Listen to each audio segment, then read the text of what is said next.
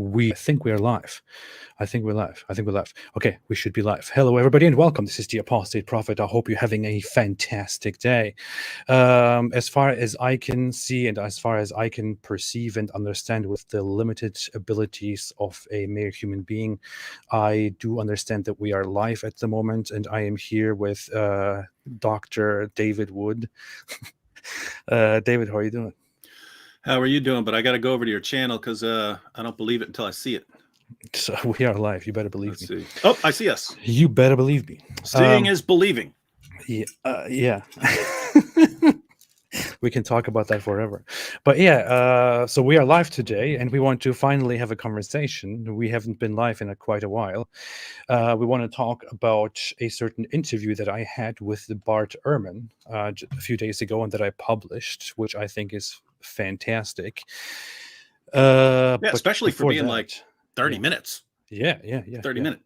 Like when I see like 2 and 3 hour videos, I already know ahead of time there's like a 0.0002% chance that I might watch it, but a 30-minute video, I'll check that out. Mm-hmm. Well, the thing is, I was in touch with Bart Ehrman before this, that there was a possibility of collaborating, of talking about things, because I always thought it could be useful to talk to him because, Muslim apologists tend to appeal to him and misuse his views and conclusions. And I'm aware of that because I looked at his views, I looked at his books, and the conclusions that he comes to are totally not in alignment with the Muslim apologist conclusions. So I thought I should probably get him and talk with him. But I kind of that was kind of stalling. But then I saw that he with Muhammad Hijab, and then I thought, okay, now let me jump in and ask a few questions. So it's the same thing that happens with all of Islamic apologetics, as far as I can tell, over and over and over again. So for centuries, they claim that Muhammad is in the Bible. And they claim that Muhammad's in the Bible in areas where there aren't a lot of Christians or Jews around to respond, right? So they work themselves into this frenzy about Muhammad's all over the Jewish and Christian scriptures, and they know it and so on. But it's short-term gain, long-term loss, because eventually we start going through those and showing that, hey, Muhammad's a false prophet according to both the Old Testament and the New Testament. What's going on there? It's been corrupted, right? So, and then you've got, for all these years, they say there's no difference. There's no textual variant in any Quran manuscript ever. None. 100% of Quran manuscripts agree on every single letter. And so they use that for years, knowing that there aren't a lot of people responding to them. Eventually, some people respond, and it turns out total nonsense. The same thing with science. The Quran is confirmed by science. Works great. And so you have people actually going through the Quran and looking up these supposed scientific miracles and so on. And it's what they do with people like Bart Ehrman, right? They'll go to Bart Ehrman, look for anything that they can kind of twist into something that would agree with what they're saying, ignore everything else that he's saying that would completely destroy their belief if they took it seriously. And that's just the method. I've never seen anything, not theistic, not atheistic, nothing. I've never seen anything that uses this level of cherry picking and twisting. There's nothing else like it. And it's their apologists across the board. And so, yeah. And they took the opportunity to distort my interview with Bart Ehrman as well. How did they do that, by the way? I haven't seen it. So I will talk about it. I mean, I'm preparing a video about that right now, in which I will, demonstrate clear proof that these Muslim apologists are distorting footage blatantly to make it look like he's saying something that he's not. Wait, hang on. Again, I haven't seen this. I would imagine what they did is they went through your 30-minute interview, found some short clips where he's saying something that they could use to support them, and then completely ignore everything else he said, which would completely demolish them. But notice, if that's what they did, then check this out. This is hilarious, right? They go through Ehrman's views, which if they adopted Ehrman's methodology, they would have to reject Islam. No question about it, right? He approaches these things as a critic, as an atheist critic, responding to the New Testament and so on. And so just to give an example, so Ehrman rejects the virgin birth, right? If he rejects the virgin birth, accounts in Matthew and Luke, then what do you think he's going to accept it in the Quran, which is way later? No, that would be insane. It would be insane. So it's insane to appeal to Ehrman and say, hey, we love the conclusions he's coming to over here. We're going to use those. When if you applied his methodology for 5 seconds to Islam would come crumbling to the ground. And so let me get this straight.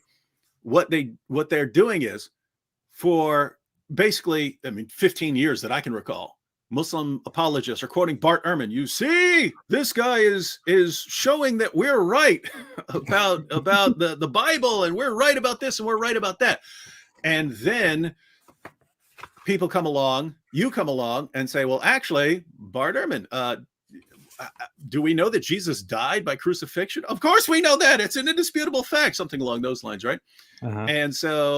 And then what they do is then they go through your interview, which is correcting their massive misuse of Ehrman, and then they massively misuse your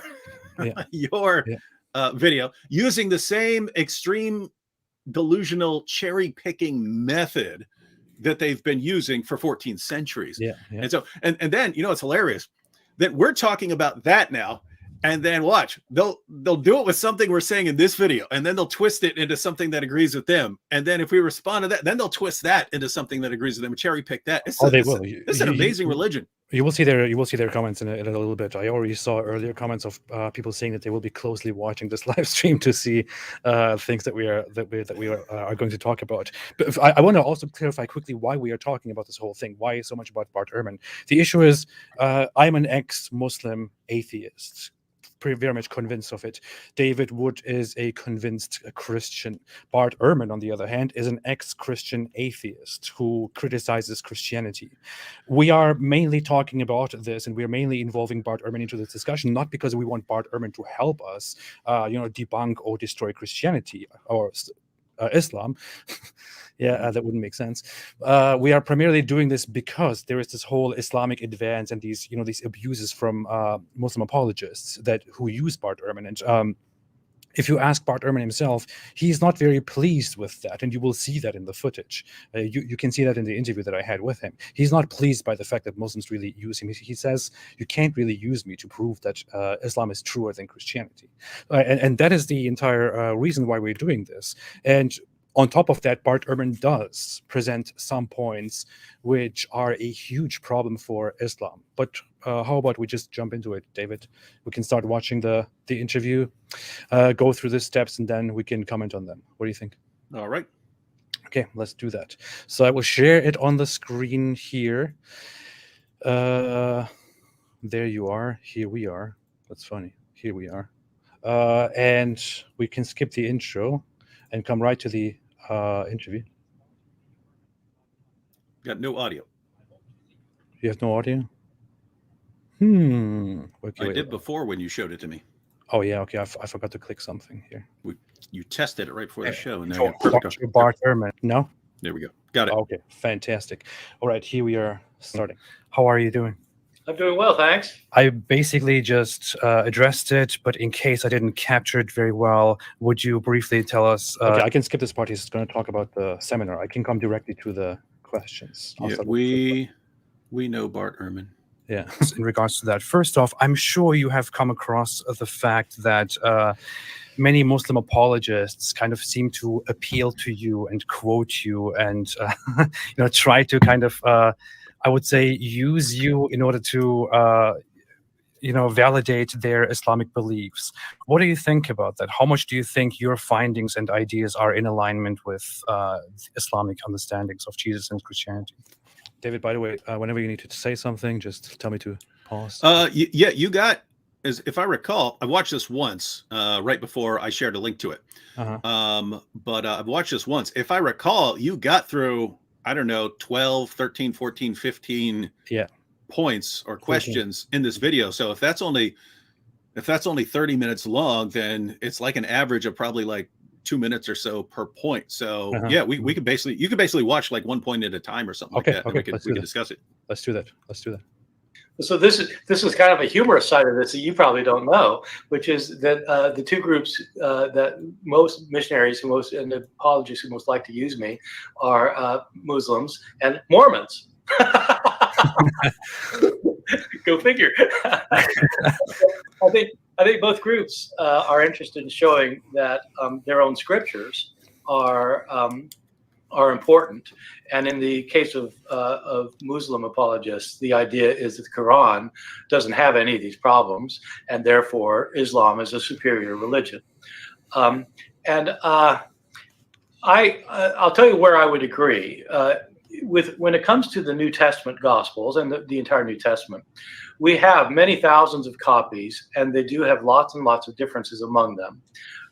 Hundreds of thousands of differences among our copies of the New Testament, but most of those differences are completely insignificant. Like, they don't matter for anything. We're counting like misspelled words and things like that. So they don't. But some of them do matter. They affect how you might understand a passage or a book or the entire New Testament. And the Quran is just not like that. Obviously, I mean, the Quran has been faithfully copied for many, many centuries. So that part is absolutely right. That, in my opinion, does not make Quran a superior book. It means it's a better copied book. It is possible to make many, many copies of a book without making any mistakes, and it has no bearing on whether the book is true or not. Yeah. I mean, the example that I use with my Christian audiences usually is that, Adolf Hitler's Mein Kampf is in millions of copies without a single letter different among them. There's no bearing on whether you want to believe it or not. Which is, he got copied well. Yeah, if the original text is flawed, then it doesn't really matter how much it has been preserved. The end result would also be flawed, right? You do have a better idea what the author said with the Quran, because in some places the New Testament there are debates, but it doesn't mean that what he said is true. And so that's a whole different question. And you can't really use me to show that Islam is truer than Christianity, because I don't. What about the idea that okay, so that was the first part, the first question about what he thinks about the fact that Muslims generally use him to kind of make a point for their own religion. I have to tell you something in advance. The Muslim apologists who took the footage here, what they did was, as you can probably predict, they took the part until he says, insofar, they are right. And then they cut it, because after that he says, but it doesn't matter if it's preserved or copied, because that doesn't make it right. Mein Kampf is also preserved, but you can't use that to believe in Mein Kampf. And he also says you can't use me to prove that Islam is truer than Christianity. So they cut that part out, because it's just it's almost like going to a verse of the Bible and claiming that it predicts the coming of Muhammad, and then ignoring everything else which calls Muhammad a false prophet in the exact same passage, right? Absolutely. It's almost exactly like that. As far as here's what's interesting: if the apologists would make any effort to understand what Ehrman is actually saying, or what his actual positions are, they could never use him. They can only use what Ehrman says, because they know that their listeners are ignorant of what he really means by these things. It's the only way they can use him. So he says there are lots of textual variants in the manuscripts of the New Testament. That's true. But notice, what Muslims need to be the case is basically textual variants that somehow support Islam, right? So in other words, they need some sort of New Testament documents where Jesus didn't die on the cross, he didn't rise from the dead, and he's not Lord, he's not the Son, right? That's what they need. You don't have that anywhere. I mean, Ehrman even pointed out the vast majority of textual variants have no effect on meaning. There are things like spelling differences. When he talks about some of them actually impacting the meaning, you still don't get anything that affects basic Christian doctrine, like Jesus' death on the cross or his resurrection or something like that. So you have variants, and you only have two really sort of big variants. That's the passage where the woman caught in adultery is brought to Jesus, and then there's the longer ending of the Gospel of Mark. So you have two sort of long passages, and in that ending of the Gospel of Mark, for instance, the longer ending, you have Jesus saying that his followers will be in situations where where they could drink poison or something like that, and it won't affect them. And so you don't have that. You don't have that in the rest of the New Testament. So you could say that variant actually affects something. It affects our understanding of things that will happen to Christians or something like that. Even then, you still don't get anything that affects Jesus' death, resurrection, or deity. So Ehrman pointing out that you have lots of variants in the New Testament. Again, the overwhelming majority are things that are inconsequential. They have no impact on meaning. The ones that do affect meaning don't affect any basic doctrine. And what's interesting is that's now the position of people like Shabir Ali, who now admits that there are variants in the manuscripts of the Quran. There are variants even in Qurans today. So he points out that Muslims in areas of Africa use Qurans, and he says they're slightly different. They don't affect any core Islamic doctrine. So they'll affect the meaning of the verse, but they're not like changing Tawheed or something like that, right? So what Muslims need is for massive corruption of basic doctrine. That's not what Ehrman is saying you have. He's saying you have a lot of variants because you have a lot of manuscripts. They're handwritten copies. Whenever you have human beings writing copies, you're going to get mistakes. The more manuscripts you have, the more mistakes you're going to have. But there's this whole field of textual criticism, right? Where you can compare the thousands of manuscripts we have, and you basically give a little crash course here. You have variants that are meaningful. They change the meaning, and you have variants that are viable. Viable means they could go back to the original. So in other words, if you have 5,000 manuscripts and some difference, some variant appears in a manuscript from the 12th century, and that's the first time you ever see it, well, it's not viable. There's no way you're going to think that actually goes back to the original. It's obvious that someone in the 12th century made some sort of mistake. So the number of when you're talking about the variants that are actually meaningful and viable, they change the meaning of the text, and they could go back to the original. So it's disputed whether they go back to the original. That's a very, very tiny fraction of all these variants that we have. But now here's where things jump in. When a Muslim hears there are variants that are meaningful and viable, in other words, they change the meaning and they go back to they're thinking, this is what we believe. It's not what you believe. It's not within a million miles of what you believe. You believe in some original gospel where Jesus didn't die on the cross, he didn't rise from the dead, and he's not Lord. None of those variants support that view. None of those variants come within 1,000 miles, million miles of supporting that view. So the idea that what Ehrman is saying somehow supports your view is not. I mean, when I walk up to someone who's grown up on a diet of Ahmed Deedat and Zakir Naik, they go, what about your 27 Bibles or your 70 Bibles? Or they just come up with some number. What about? And I'm like, what are you talking about? You're talking about translations? What are you talking about? No, all the different Bibles.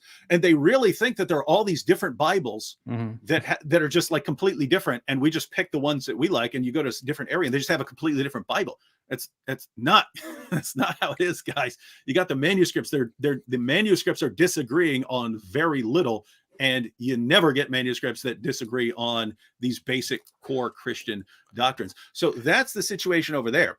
I think one thing that needs to be clarified is that when Muslims look at what Bart Ehrman says about the whole idea that there are certain differences in manuscripts in the New Testament or in biblical scripture, whereas as he says, and we can come to that as well, as he says, the Quran is in comparison faithfully preserved. The issue is Muslims think this is a big goal for Islam, a big score for Islam. They think this completely affirms Islam and makes Islam superior because they think of all religion and of all scripture just the way they think about Islam. Because Islam is the religion that makes this big claim that Allah sent down a scripture verbatim, word for word. It is exactly His word, and this exact word will be preserved just like that, and it must be uninterrupted from the beginning to the end. If there is any variance in that, if there's any human intervention in that, then it is false and all that. But that's not really how Christianity works, right? That's not how the New Testament works. That's not how the Gospels work. It is very much within the understanding of Christian of the Christian religion, that it is not meant to be that way. Christians don't boast about this, something like the perfect preservation, or the perfect copying, or whatever it is. It is very clear that you have accounts written down by certain people. You have the same stories told in different ways, and you have certain manuscripts of these Gospels, of these New Testaments, that give you a certain story. You are not desperately trying to look for some perfect preservation of the identical text, word for word, letter for letter, I don't know, symbol for symbol, as it is in the Quran. You don't have that in the Quran, but you are not supposed to desperately look for that within Christianity. That's an Islamic concept. You need to get rid of that Islamic concept. Yeah, and so matter of fact, let me read a comment right here, and this will lead into a quick response. But Quillian said, "Hi, AP and DW. Would you say that the idea that variants do not change the core meaning or teaching of the Quran is similar to the Christian apologetics about the Bible?" Yes, yes, it's very similar. So my view is anytime you have human beings copying by hand a long book, you're going to get variants, right? You could try this. You can sit down and copy by hand a long book. You're going to make some mistakes. If you're a professional scribe, you'll make fewer mistakes than some random person. But in the early centuries of Christianity, where Christianity is a persecuted religion, a lot of times if you wanted a copy of a book of the Bible in your church, you had to get whoever could write and to write you out a copy. So you had to get a copy from another church, then handwrite that. So you're going to have lots of variants. That's the idea of textual criticism, is if you have copies of the manuscripts and they're circulating in Southern Europe, and you have copies that are in Northern Africa, and you have copies in the Middle East, you can start comparing these. And you can say, okay, well, we can kind of tell where these differences arose and so on. There's nothing there that supports Islam, because what you need is some original that supports Islam and doesn't line up with Christianity. You never have that. Now, the other problem, which Ehrman talks about there, is he says the Quran isn't like that. And I'm wondering here how much he knows, because here's the thing. I will say this, AP. But he said it before on Mohammed Hijab's interview. He said, "I'm not a scholar. I can't comment fully on this, but as far as I know," and he didn't specify that here, but that's basically the background of it. That might be an interesting interview.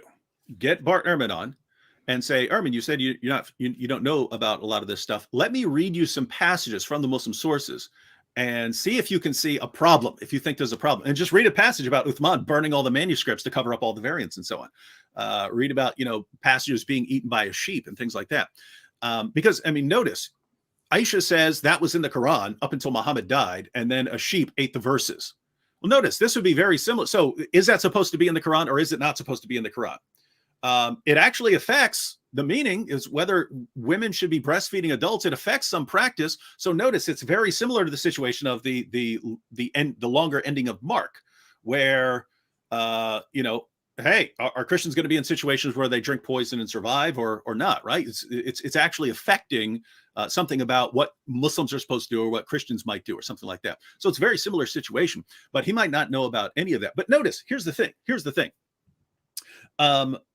Ehrman says that the Quran is a better copied book than the New Testament. Now, I'm not sure about that, because we just don't have a lot of information on the Muslim sources. And there was this tendency to cover up and burn manuscripts and so on. So there's always been a tendency to cover up the evidence and so on. And so we're in a situation where we're aware of New Testament variants. As you're pointing out, Christians don't try to cover this up, right? You go into any Christian bookstore, find a book on New Testament textual criticism. Any Bible that you get that includes comments at the bottom, that includes notes at the bottoms, will tell you when there's a variant. Will tell you when there's a significant variant. You'll read it, and then it'll say, you'll see a note at the bottom that says some manuscripts say this, and it'll have what the other manuscripts say. So we don't cover that up. In Islam, they've got the variants. I made a video. Dan Brubaker showed one page of a Quran manuscript that he took a page of, and there were 11 variants on one page of a Quran manuscript. That's aside from the differences in modern, the modern editions of the Quran But the real issue is, early on in Islam, you had these differences. Even Muhammad's scholars were disagreeing on what's supposed to be in the Quran, and they just have to kind of put their foot down and say, we're going with the 114. You, Ubay ibn Ka'b, and your 116, you get lost. You, Ibn Masud, and your 111, you get lost. We're sticking with 114, and we're going to burn all the people's manuscripts that had all these variants. I think Ehrman would regard that as a pretty big problem, because what he said was, since it's been better copied, better preserved, you have a better idea of what the original author said. Yeah. But notice, if you're burning all these variants, and there were differences and disagreements among even the top reciters, you got a problem there, because you destroyed all the hope of getting to the original back then. Whereas there wasn't this tendency in Christianity. So that might be an interesting idea. Let me add something quickly, a few ideas.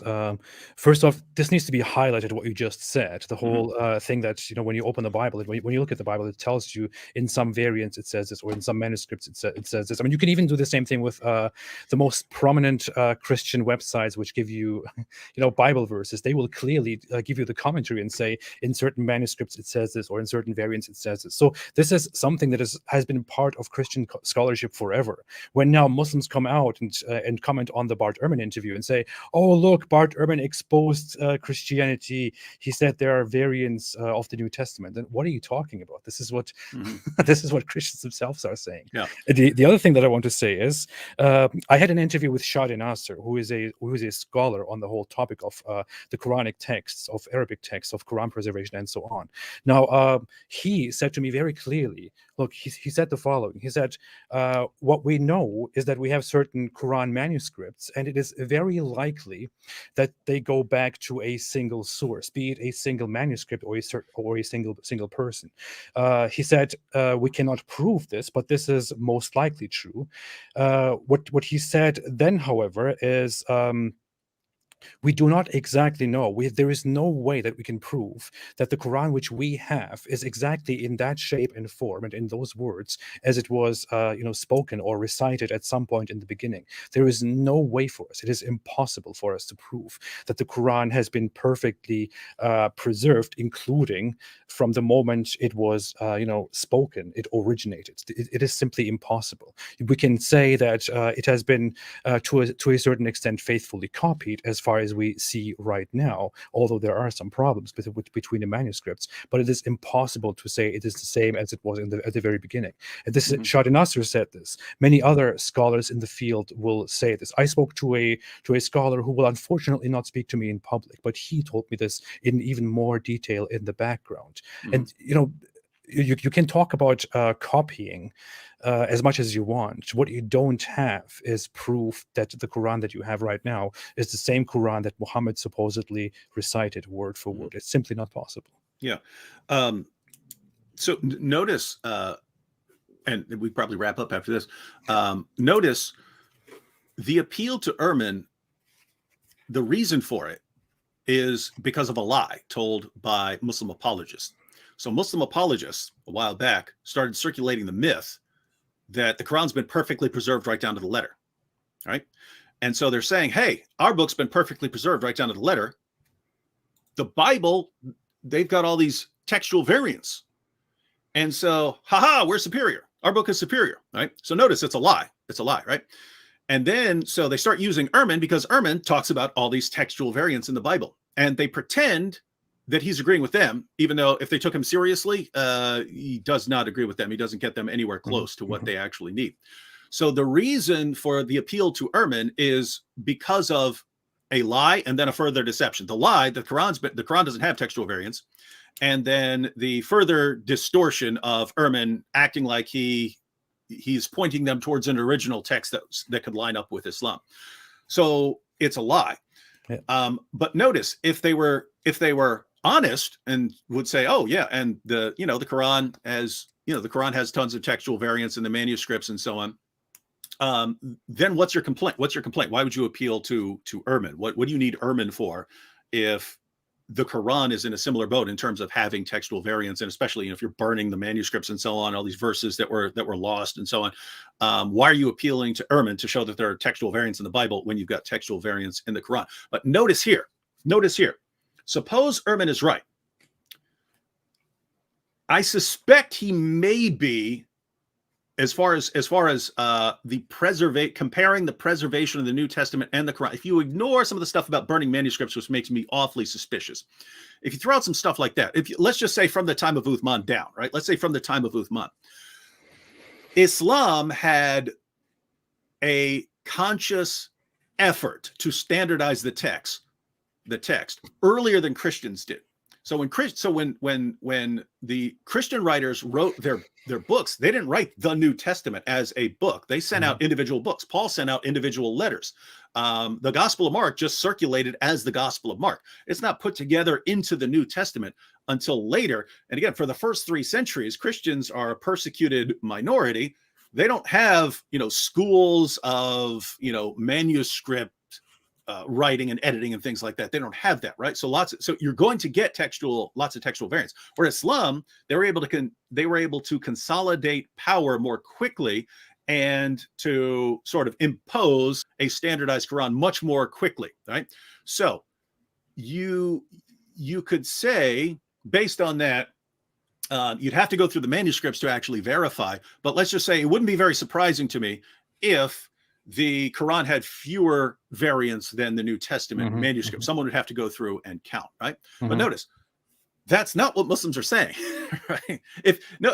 My point here is this: if Muslims were to say that the Quran has fewer textual variants than the New Testament, if they were to say, which is basically what Ehrman was saying, right? That it's been better preserved than the New Testament. He doesn't seem like he's familiar with the Muslim sources, but what Ehrman is saying there, let's say the Quran has been better preserved than the writings of the New Testament because, well, it's centuries after, right? It's centuries after, and because they were able to impose a standardized version earlier, and therefore ended up with fewer textual variants.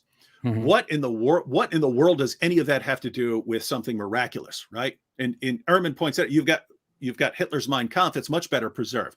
Why? Because it's much more recent, right? It's much more recent, and you have better methods of ensuring preservation right now than you did in the ancient world. Nothing miraculous there. But notice, Muslims could come out, Muslim apologists, if they were honest, could come out and say, you see, we have fewer text. If they actually did the math, counted all the numbers, they could come out and say, you see, we have fewer textual variants in the Quran than you do in the New Testament. Ha ha! But they don't want to say that because the point would be, so what, right? We have an idea. We would have an idea why you have fewer textual variants. You're burning manuscript, doing all kinds of stuff, right? And you're able to impose a standardized text earlier. So it wouldn't be much of an issue. But at least you could be honest with the evidence and make that sort of claim if you actually did the counting. But that's not what they say. The perfect preservation right down to the letter from the time of Muhammad, and Bible, oh, it's so corrupt, no one has any idea what the original said. And so they lie about the Bible, they lie about the Quran. Everything always has to involve a lie. And when you get to situations where they could actually be honest and say, okay, we've done the math, we've counted the variants in the New Testament, we've counted the variants in the Quran, and we've concluded that the Bible has more, right? If you were to do that and make an honest argument, it wouldn't go anywhere. So what do they have to do? They have to lie about the Quran. It's been perfectly preserved, and they have to lie about the New Testament. It's just one disaster, and who knows what it said. There are these 70 different Bibles out there. That lie. And somehow they'll take a little clip of what Ehrman said, knowing that their listeners that they've been feeding complete nonsense for decades are going to interpret what he says as they want him to interpret, and not as what Ehrman actually meant. We'll have many more examples of that to come. I should turn on a timer for you to talk. Like, you can only keep your responses to 2 minutes, and not. Well, we probably said most of what we would want to say, because that's the big. That's Ehrman's area, right? Is textual criticism. Yeah. Okay. Let's move on. But I want to emphasize again. Bart Ehrman compared the Quran to Mein Kampf here. In Mohammed Hijab's interview, he compared it to a phone book. So I have no idea why people still keep using him as support for the Islamic narrative. So in Islam, there is this whole understanding that Jesus was merely a prophet sent by Allah or God, and he merely came to deliver a book called the Gospel. Now, this is very foggy. It's very hard to understand and to debate what exactly is being said. But the Quran refers to the book of the gospel that was given to Jesus, that was sent by Jesus. According to our understanding and according to your findings, is it plausible to say that Jesus was indeed on a mission to deliver a certain scripture, a certain book to his disciples, and that got completely lost without any traces? No, I'd say that's completely implausible, and I don't think that's right historically. Jesus didn't hand his disciples a book. Jesus didn't have a book. My view is that Jesus certainly couldn't write himself. He was, and I don't know if he could read. It's interesting. There's only one passage in the New Testament where Jesus is said to be able to read. And it's a later passage, and so I don't know. He was raised. I'm talking about the historical Jesus now, the actual man Jesus. He was raised in a very small little place called Nazareth, which, we're not sure how large it was, but they've dug it up, and it was a small place. There were no public buildings, just kind of really a very bare housing, stones put together, basically with thatched roofs or whatever. But so there were no schools or anything, and probably he didn't actually go to school. And so I don't know if he could read or not, but the idea that he had a book of any kind and then passed it on is implausible, and it's nowhere in our early sources that says that. So I don't think that's what's going on. The Gospels that we have are written 30 or 40, 50 years later. And so there's nothing to suggest that his disciples couldn't read, by the way. I mean, two of them, Peter and John, are actually said in the New Testament to be illiterate. Acts chapter 4, verse 13, they're agramatoid, they can't read. So I don't think he was passing on books to them.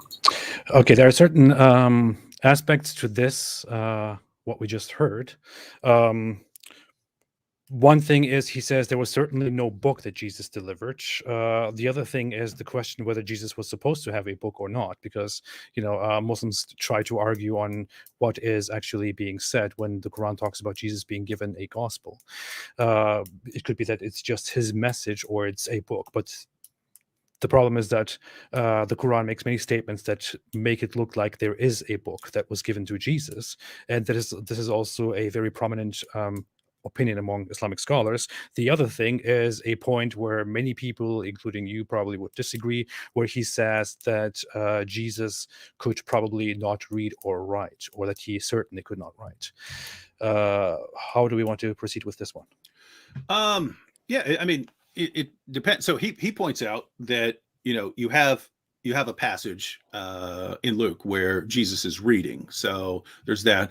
There's also a reference to Jesus writing. That's in the Gospel of John, and that is from one of the two main disputed passages that I referred to. So that passage in John. So it's basically how seriously do you take these passages? Ehrman wouldn't take them very seriously. And so what a lot of the more critical scholars will do is just sort of do a rough probability estimate in their heads, right? Because there are obviously people who could read in the first century. And so it would be like, okay, what are the chances that a random person could read, especially some person from a small little place like Nazareth? What are the chances that he could read? Pretty slim. Do I have something in the New Testament that could overpower that? Meaning, I have very clear, very early references saying that Jesus could read. No, I don't. Well, I'm just going to go with the assumption then that he probably couldn't read. And you can make a case for that with someone like Peter. I mean, these are fishermen. Is it possible that these fishermen learned to read? Sure. How likely is it? Well, you're going to have some other reason to think that. There are apostles that you would say very likely could have read. So Matthew was a tax collector. He would have had to keep some notes, and so he most likely would have been able to read in order to get his job. And so it would make sense that we have a Gospel of Matthew. He'd be one of the people that you could say could actually write. But yeah, I mean, apart from that, notice Ehrman's. It's basically if you take Luke seriously, Jesus could read. If you don't, then you don't. So he's approaching it from a critical perspective. Mm-hmm. And notice the conclusion there. Well, I don't have much of a reason to think that Jesus could read or write. So what sense does it make to say that he brought a book? And so what Muslims would have to say is, well, Jesus brought a book in the same way that Muhammad brought a book, right? He's just reciting things to his followers that are written down as a book. But as Ehrman said, there's no you don't have any evidence of Yeah, that yeah. anywhere. No one mentions this book. And Muslims will say, but it says Jesus brought the gospel. Yeah, gospel in Greek just meant good news, right? He's bringing the good news, right? That would normally be spoken good news, that Jesus is bringing the gospel. When Christians write the gospel, then they start writing books that are called the gospel because they contain Jesus preaching the gospel, and the Christians, early Christians, using this message to show what the gospel is. But notice, I mean, Muslims, you're the ones saying we need to listen to Ehrman and we need to go with his conclusions. There's no evidence anywhere that Jesus had a book that he put out as the gospel. No evidence. And notice the only gospel that we ever have are like Matthew, Mark. I mean, to go back to the first century, Matthew, Mark, Luke, and John. He mentions that there were probably some earlier ones, because in Luke mentions other earlier gospels and so on.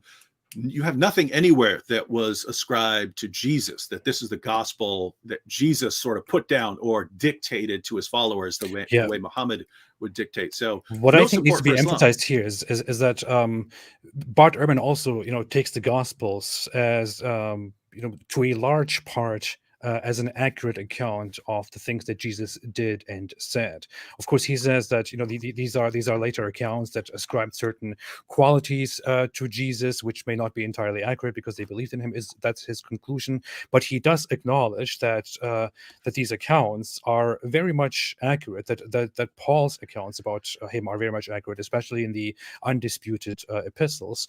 And as he points out, there is no hint, nothing anywhere within the scripture, within the gospels, within the letters, which says that Jesus was reciting something, reciting a book, reciting the words of God, which people are supposed to remember or write down, or anything of that sort. This entire narrative is entirely unfamiliar to early Christianity. It's entirely unfamiliar to Christian scholarship. It doesn't exist. There is no such thing. So the Islamic assertion, the Muslim assertion, or the Quranic assertion that Jesus was given a book that, according to certain Quran verses, Allah taught Jesus the Torah and gave him the gospel and all these things.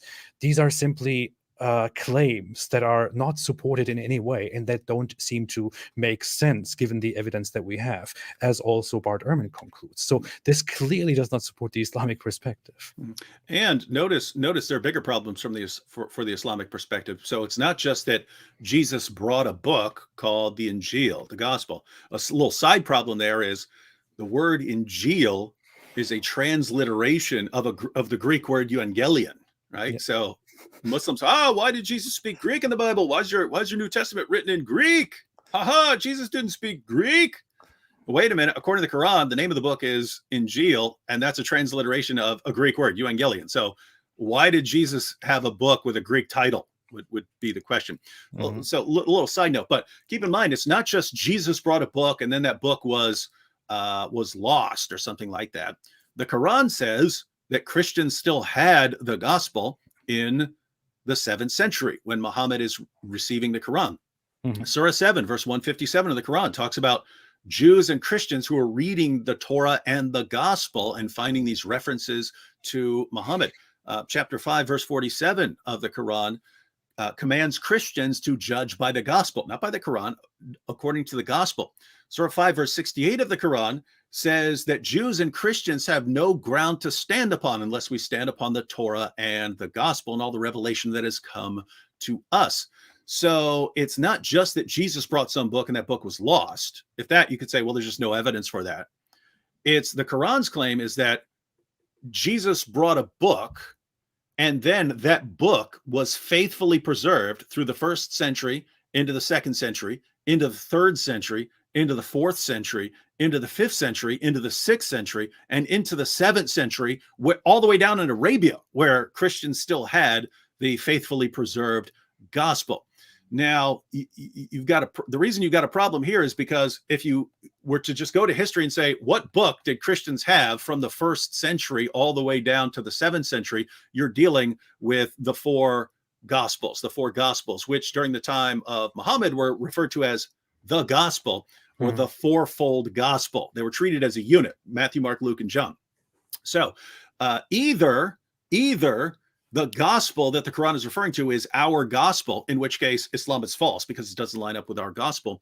Or the Quran is saying that Christians had this book of Jesus for 7 centuries, and it had spread from all over the place, all the way down into Arabia, and yet we don't have one reference to it anywhere ever until Muhammad comes along. That would be insane. So, guys, either Islam is false, or you're making the biggest conspiracy claim in all of history, that somehow there was this original gospel was preserved for centuries, and somehow someone was able to completely cover it all up without a single reference anywhere.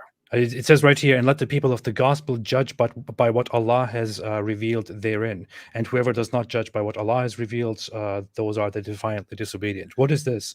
Is Allah here trying to mock people and saying, let them judge by what is in the gospel? But they don't have the gospel. Ha ha.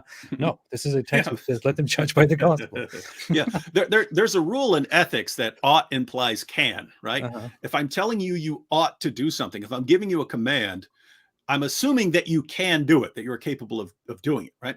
So if Allah is commanding us to judge by the gospel, the assumption there is that we're able to judge by the gospel, in which case we would have to have the gospel. Same thing in Surah 5, verse 68. If Allah is saying we have no ground to stand upon unless we stand upon the gospel, the assumption there is that we can stand upon the gospel. And the only way we can do that is if we actually have it. And so the Muslim idea that the Quran is simply that according to the Quran, the gospel has been corrupted and it's unrecognizable and you can't trust it and so on. That's why you need the Quran.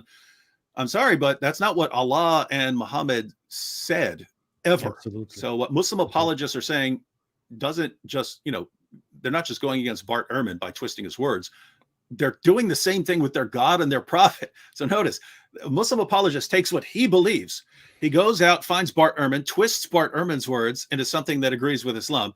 Then he has to go also and twist Allah's words and twist Muhammad's words to get them to agree with what the apologist is saying.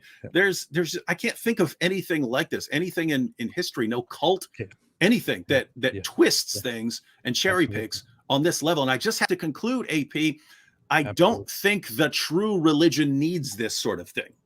I don't think so. I agree. I will quickly run through some super chats. Oliver Spiridon said, I am generous. I appreciate it very much. In different super chats, we have from the very beginning, Stop Scamming Man said, Quran says the bones of the unborn form first and then the skin goes over it. I was totally shocked there were any parents that fall for it. This is covered by my scientific mistakes of the Quran. It's indeed true. Stop Scamming Man said, apologists invoke non sequiturs and pseudoscience to sanitize what Muhammad did to Aisha. Maybe interview a relevant scientist on the claims. I should do that. I have kind of said it. I have made up my mind on actually inviting certain people or certain sources to talk about the whole child marriage thing, since we have actual apologists in our time who say that is a wholesome value, child marriage, that should be brought back. Yeah, there's even that clip of Ali Dawah saying that if his daughter was 9, he would tell her she's ready for marriage. There's that Speaker's Corner clip, and then there's all the clips of him saying, "No, I never said that." But people put out the actual video clip. But if she's ready, she can get married. Yeah, and I'm proud of that. Connor Harris said, big fan of both of you. May Christ bless you both and good luck in your work. Thank you so much. I appreciate it. T. Ward said, see how nice Christians are, AP? I know. Fantastic, right? This is why people keep telling me that I'm a secret Christian. What is this supposed to? I don't even understand the logic here. Can you help me understand this? Why would I be a secret Christian? That doesn't even make sense to me. I mean, why would I be? Why would I not just be openly Christian? That would be much more beneficial to me. Notice, here's what I really think the situation is, and I came to this conclusion very early on. Their apologists lie so much that they assume everyone else is doing it, right? Yeah. Their lying is just so common to the apologists and scholars, and they spend so much of their time deceiving people, twisting everything in order to mislead people. They assume that other people are doing the same thing. Yeah. And so I think that's why they will look at someone like you and say, aha, I bet he's a Christian, but he doesn't want to say he's a Christian. He wants to say he's an Why? atheist. And then Why? in the future, he'll say, "Oh, I came out as a Christian, and now you have to read my book. I'm putting out a book from Islam to atheism to Christianity. Ha ha! Everyone's buying my book." They're assuming you're doing something like that because deception is so common for them. I haven't ever thought that far. That's very interesting. I know how they think. Because I'm wondering what would be the point? I mean, if I'm a Christian, I would just go out. I just gave you the point. I'd say I'm a Christian. Now, if you do it, you're caught. Yeah, that's terrible. What did you do? Anyway, I just changed my name to Secret Christian on the screen to make that to make it more visible. Haha! The proof. Screenshot. No context. No context. Yeah. Screenshot. T-Word said, as time goes on, more evidence are being found. As time goes on, more evidence is being found that backs the Bible. Jesus is Lord, King of Kings. Once I was blind and now I see. Congratulations to you. I happen to disagree, but I'm also an atheist and I'm blind by nature. So there's a thing. Christy C. Robinson said, thank you guys. God bless you. Thank you so much. I appreciate it. Linux Dog became a member and said, or is a member, and said, thank you both for your work. I really appreciate it. Thank you so much. And finally, Kafir Linda Clark said, hi, Linda Clark, said, hello, AP and David Wood. God bless you. Wait, I will read two more because one of them is very huge. David said, according to Islam, Jesus will come back and fight Gog and Magog, which were imprisoned by Alexander the Great, and they were both Muslims. LOL. I'm going to make a video about that quite soon, hopefully. And finally, aren't those zombies according to Yasser Qadi or something? Do you ever see that where he's claiming that they're zombies? Yeah, I think he said we shouldn't take it literally in the traditional sense. It could be this and this, and he said it could be zombies. Yeah. Well, notice it's also a situation where, I mean, there are these tons and tons of people. Alexander the Great builds this massive wall to keep them out, and they're being held there. And I mean, if this massive wall to keep out these countless people from ever, getting to you, that's a situation where you'd expect to find, I mean, something, right? Yeah. Some indication, some source on what in the world this is talking about, and you just never have that. Yeah. I mean, we have accounts of the things that Alexander did. They don't line up with Islam. If you want to say, dual carne wasn't Alexander, we're changing it because we know that Alexander was a pagan, so we're going to say Cyrus or something like that. Where's this thing that Cyrus did? Where is it? Yeah, I think Resident Evil may be based on the Islamic story of Gog and Magog. I don't know if you've ever played. You see, Resident Evil proves that Islam is true. They agree with us. And finally, RSN74 made a $100 super chat. Thank you so much, and said, AP and Dr. Wood, your video saved me from Islam. Merry Christmas. Thank you so much. Merry Christmas back to you, and very, very happy to hear that. Thank you. I appreciate it. Let's get back to watching stuff and commenting on it. Here we are. Are you ready? Yep. And could it be said that the earliest... Look at that. I looked like I was going to recite the Quran or something. So I don't think he's passing on books to them. And could it be said that the earliest Christian accounts about Jesus, that the Gospels and the Epistles are very much accurate about Jesus and about the words that he spoke? Or could it be argued that there is a huge, vast corruption of what he actually was and what he actually said? Yeah, I mean, I wouldn't call it a corruption. What I would say is that Jesus taught his disciples, and he did things that they saw, and when he died, they told stories about them, and these stories passed along in oral circulation for a long time, for 20, 30, 40 years, before people started writing them down. We know a good deal about what happens to stories in oral traditions, even in cultures that are not literary, even in oral cultures, stories change, and when a storyteller will change a story in order to make a point, or to in light of his audience, or for all sorts of reasons, and stories get made up. And so there are stories in the Gospels that are almost certainly made up. I'll be dealing with this in my webinar on the birth stories in the New Testament, because the stories of Jesus' birth are found in only two of our Gospels, Matthew and Luke. Mark and John don't say anything about Jesus being born of a virgin in Bethlehem or anything like that. But the two accounts we have are much later. They're probably dated 50 or 60 years after his birth. And so, more like 80 or 85 years after his birth. And they have differences between them, and some of them are not plausible historically. And I think that's true of the Gospels as a whole. There is accurate information in the Gospels, I think. There's historical information in the Gospels, but what scholars have to do is to figure out what's historical and what's legendary. You know what the funny thing is? Hmm. His first words as a response to my question are, I wouldn't say corrupted. Yeah. And the first response to this interview that I saw from Muslims is, look, Bart Ehrman confirmed that the New Testament is corrupted. Bart Ehrman said the Bible, the Gospels are corrupted. Woohoo. Yeah. And notice that's why it's important when someone says your Bible's been corrupted.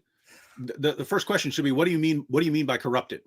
Tell me precisely what you mean. If you mean there are lots of textual variants, and that's what you mean by corrupted, then you could say it's corrupted in that sense. But the Quran has also been corrupted in that sense. So if that's what you mean, right? So that's one problem. The other, I mean, this is sort of a side note. Notice he's talking about not trusting everything in like Matthew and Mark because you're several decades after the events they report. And he says, we know what happens in oral cultures. People, basically things get embellished. Sometimes people put stories into there. Sometimes people make things up. And what's funny is Muslims will look at that and go, that's right. That's why you can't trust these New Testament documents. My goodness, Muslims, your first detailed biographical source on Muhammad comes from more than a century after Muhammad. We don't use anything that comes from a century after the time of Jesus. And we don't even have that specific, and we don't even have that specific source, right? Yeah, we have a later edited version where he took out the most embarrassing stuff, right? And it's a source that most Muslims, when I quote it, so we don't trust Ibn Ishaq, we don't trust that. What do you trust? What can I quote? Sahih al-Bukhari, really? Written 2 centuries after the events? Sahih al-Bukhari, 2 centuries? I can't even imagine a Christian coming up and saying, hey, there's this book. It's written 230 AD, so 200 years after the time of Jesus. That's our main source that we're going to learn about Jesus. So here, the situation just once again is Ehrman is saying something. Muslims will interpret this as something that somehow vindicates their view. And if they took what he just said seriously, great. They know almost nothing about Muhammad because their main sources are way later than the source. I mean, if you're talking about the distance between the events they report and your earliest sources on them, I mean, your main sources are Sahih al-Bukhari and Sahih Muslim on the life of Muhammad. It's 2 centuries after the events. If you can't trust something 20, 30, 40 years after the time of Jesus, my goodness, what do you do with something 2 centuries? But let me guess what you're going to do. Yeah, if Christians do it, it's a problem. If Muslims do it, no, they can do it forever, and it's not a problem. Yeah. So the problem with the whole Islamic source with Ibn Ishaq is we don't exactly have the exact writings. We have reconstructions of those according to a later source, and the biography, the earliest biography, includes a lot of stories that Muslims say are not authentic because they are mostly built on just hearsay, and they have to really filter out all the all the false information. They have to get the right information out of it. But these books exist still.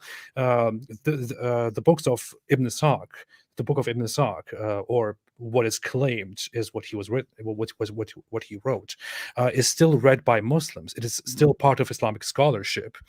Muslims still read it through today, and it is a book that Muslim scholars themselves have concluded is very much unreliable to great extents. This is what you have, and with that position, with that stance, in that position, you are trying to attack the authenticity of reports about Jesus by the earliest Christians. That's kind of strange, isn't it? Yeah, and as you pointed, so Ibn Ishaq is the earliest book we know about. We don't have an actual copy. We have a later edited version from Ibn Hisham, who admits that he took out all the embarrassing, the most offensive material. So things like the satanic verses and so on. He took that stuff out. And even then, Muslims don't trust this as their best source. They go to even later sources. So sources after we know that Muslims are sanitizing their stories to try to make them less embarrassing. Bukhari wrote, his main reason for writing is there were so many false stories. The main reason these hadith collectors started putting together books was there were so many false stories about Muhammad circulating, they had to try and get to the best of the best. And so the two things. One, here again, if you take Ehrman's claims seriously, he's approaching it from a critical perspective, right? I'm going to this. Am I going to trust a book written 30, 40, 50 years after the events it's reporting, when it includes, miraculous things? And people could be writing from a place of bias or to defend their own position. People could be making stuff up. How much am I going to trust that? And he's saying, if I have good reason, and good reasons for him would be like if I have it kind of all over the place in multiple sources and things like that. That's what he's looking for when he says we do have reliable information. He's looking for multiple independent testimony in various sources and so on. Also, things that are confirmed by Paul and things like that. That's the kind of thing that he's looking for. But if you adopt his method and say, nope, hey, this is a little too late for me to take seriously. Two things. One, you've just thrown out all your hadith, all your sources on the life of Muhammad. Throw them all out. You can't trust them. But you don't want to do that because you'd have to throw out Islam, because a lot of your beliefs don't come from the Quran. They come from the hadith. So that's problem one. The second problem is, how much do you think Ehrman would trust what the Quran is reporting about Jesus if it's not 30 or 40 or 50 years after the events? It's coming 6 centuries after the events. How much do you think is going to trust what the Quran says? If he's throwing out those very early sources, obviously he's going to throw out the Quran as a historical source on the life of Jesus. And yet what Muslims will do is say, yes, Ehrman is our champion. He's agreeing with us. He supports us. When if you took him seriously for 5 seconds, you'd have to throw out everything in the Quran that talks about Jesus, and you'd have to throw out all your sources on Muhammad. So you destroy Muhammad and you destroy the Quran. And yet you don't do that. Why? Complete hypocrisy. Yes, absolutely. We have to move on. We will never be done with this. Quickly, super chat. Stanislaw Yarchik said, what do you, David, think about Anthony Rogers versus Sam Shimon and William about sola fide? What do you think? I haven't watched it, but I haven't watched any of the disputes. I don't really declare myself to be in a specific denomination or anything, but I'd be in the Protestant camp. So you'd have to, if you think they have a good argument, you'd have to have me look at it. But I've never been impressed with arguments for why I should go beyond Scripture. Interesting. Thank you. Zagros Özkan said, David, if God... I'm not going to read that, Zagros. Stop it. I'm not going to read that. Thank you for the super chat, but I can't read that. I'm sorry. He was going to ask you a hypothetical question about belief in God and the commands that your God would give you, but I'm not going to do that. Linux Dog said, thank you both for your work. It's truly God's work. Thank you so much. I disagree, but thank you. Oliver Spiridon said, when my country will be freed from Hezbollah and the economy will rise again, hopefully, visit my country. It's full of church near mosque, and we will teach the world how to be civilized. All the best. All the best. Thank you so much. Happy Camper said, where do you think Islam will be in 10 years? Thanks, AP and David Wood. I think it will be under even more scrutiny. It will be in big trouble. And we are doing that right now. In the last 10 years, there has been so much massive progress change. And so much massive pressure. It makes me happy. Yeah. I mean, guys, if you go back 10 years ago, it was standard. Yeah, for pretty much all the apologists to deny that Muhammad had sex with a 9-year-old girl. It was pretty much everyone would say perfect preservation right down to the letter. Everyone is, and now, everyone you talk to would tell you if there's no death penalty in Islam for apostasy. Everyone said, oh, here we are 10, 11 years later, and almost everyone admits that there's a death penalty in Islam. Almost everyone admits that Muhammad had sex with a 9-year-old girl. Almost everyone admits, everyone who's being honest at all, but some of their top guys are admitting, yes, we do have differences in different manuscripts in the world. Different, versions of the Quran and so on, but they don't affect the meaning so that much and so on. So things are changing. So what's it going to be in another 10? Yeah. Interesting. And finally, Myth Vision Podcast said this was one of the best video responses to Islam I have seen from you, AP. Thank you so much. Credit goes to Myth Vision Podcast. By the way, he has been very helpful in arranging the whole issue with me and Bart Ehrman. So thank you so much. And also go over and subscribe to his channel. He has done a lot of work, and he's also promoting and helping Bart Ehrman with his seminar. Okay, let's go on to the next talking point here. What about certain sources like the Proto-Evangelium of James, for example? Certain extra biblical or apocryphal sources that were not included, in the New Testament, which tell us certain things, such as that Jesus brought, certain stones to rock birds to life, or that he spoke as a child, and things like that. What can you say about them, about their authenticity? Yeah. Well, so I'm going to be talking about the Proto-Evangelium during the talk. The term Proto-Evangelium.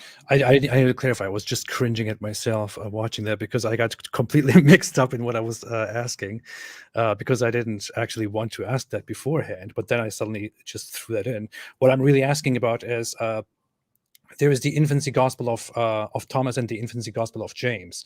In the infancy gospel of Thomas, it mostly talks about certain miracles or certain things that Jesus did in his as a child, allegedly, according to that source. Whereas in the infancy gospel of James, it talks primarily about Mary and her birth and her early life until Jesus is born.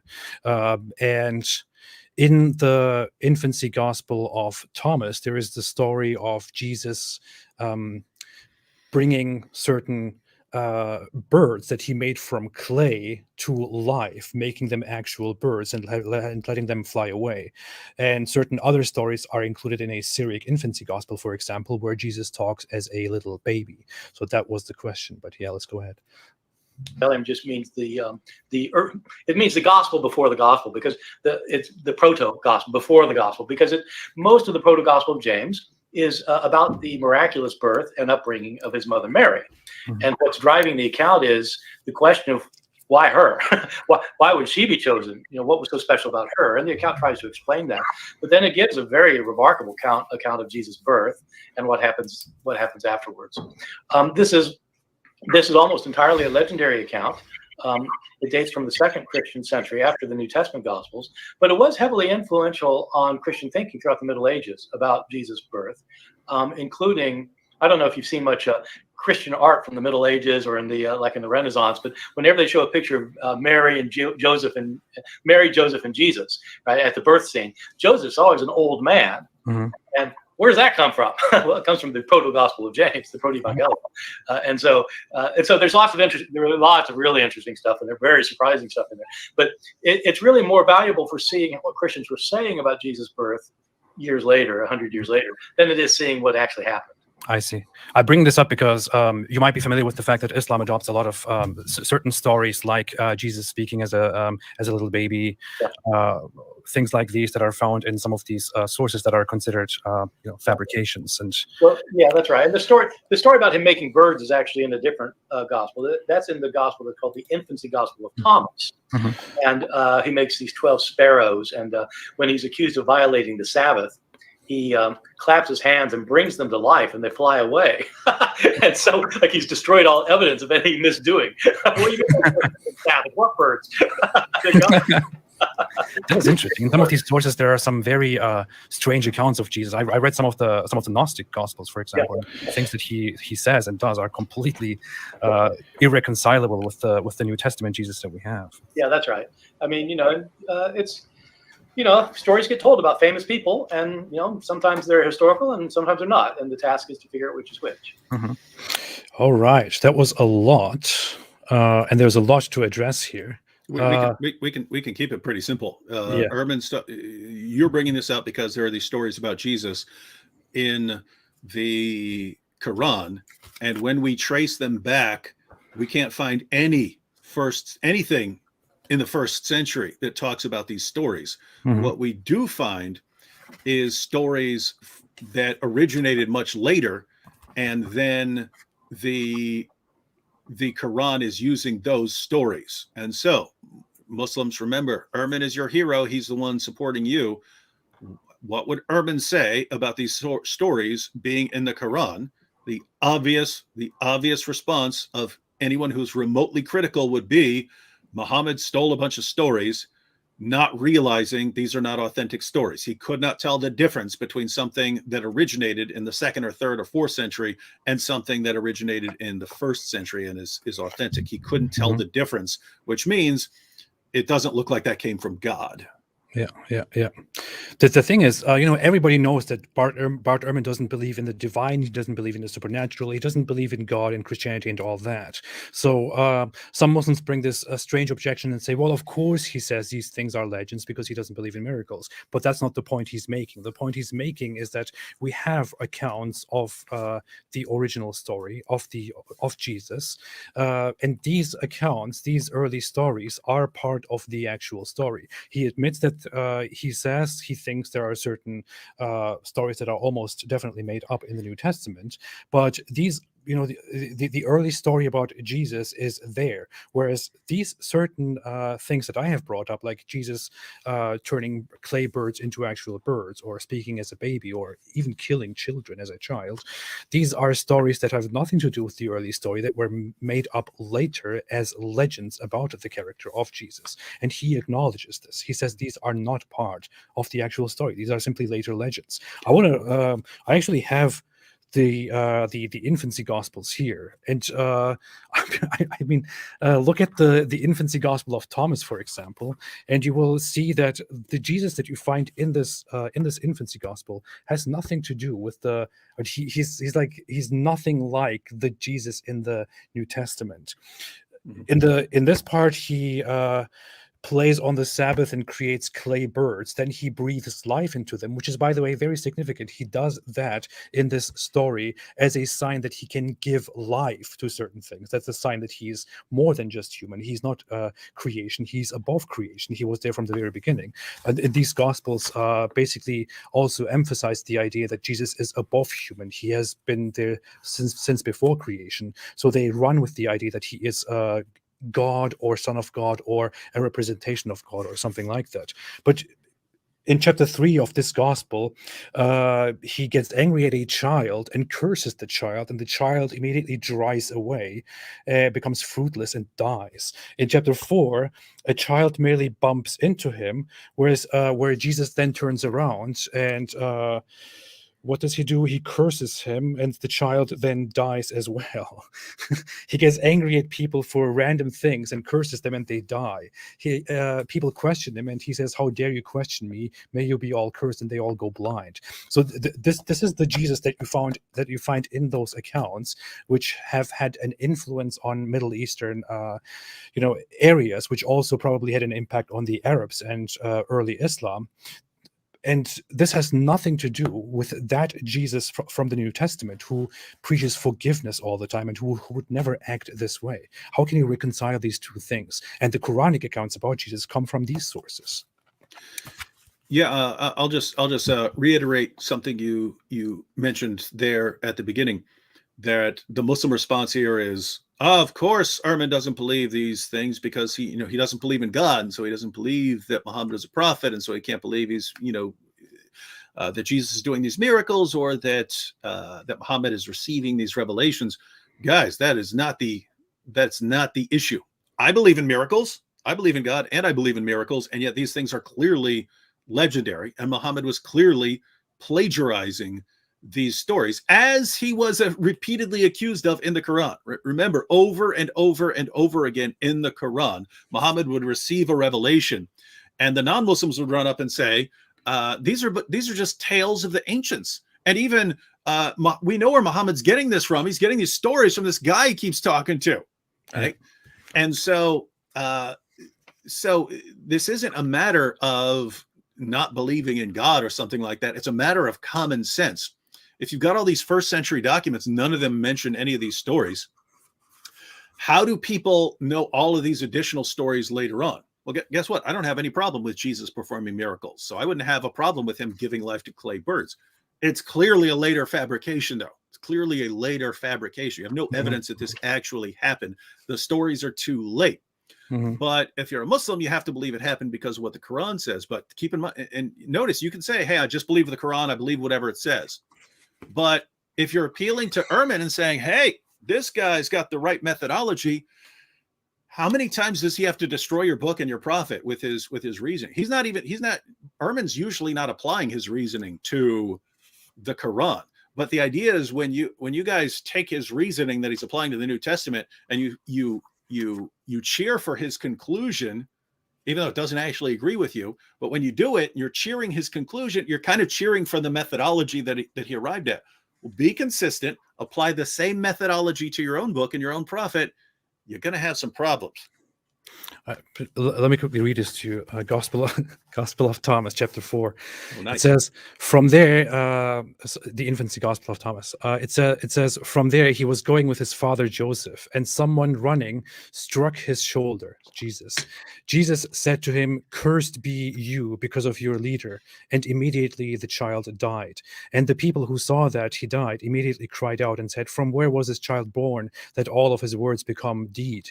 And then the parents of the dead child saw what happened. They blamed Joseph, his father, saying, where did you get this child from? And so on. And this just comes after Jesus killing another child for something very simple. So this is Jesus just doing whatever he wants as a child, being reprimanded for the things that he does, and then getting even more angry and saying, how dare you question me? May you all go blind. And everyone goes blind, and so on. And the conclusion of these gospels is over and over again that this child cannot be a human.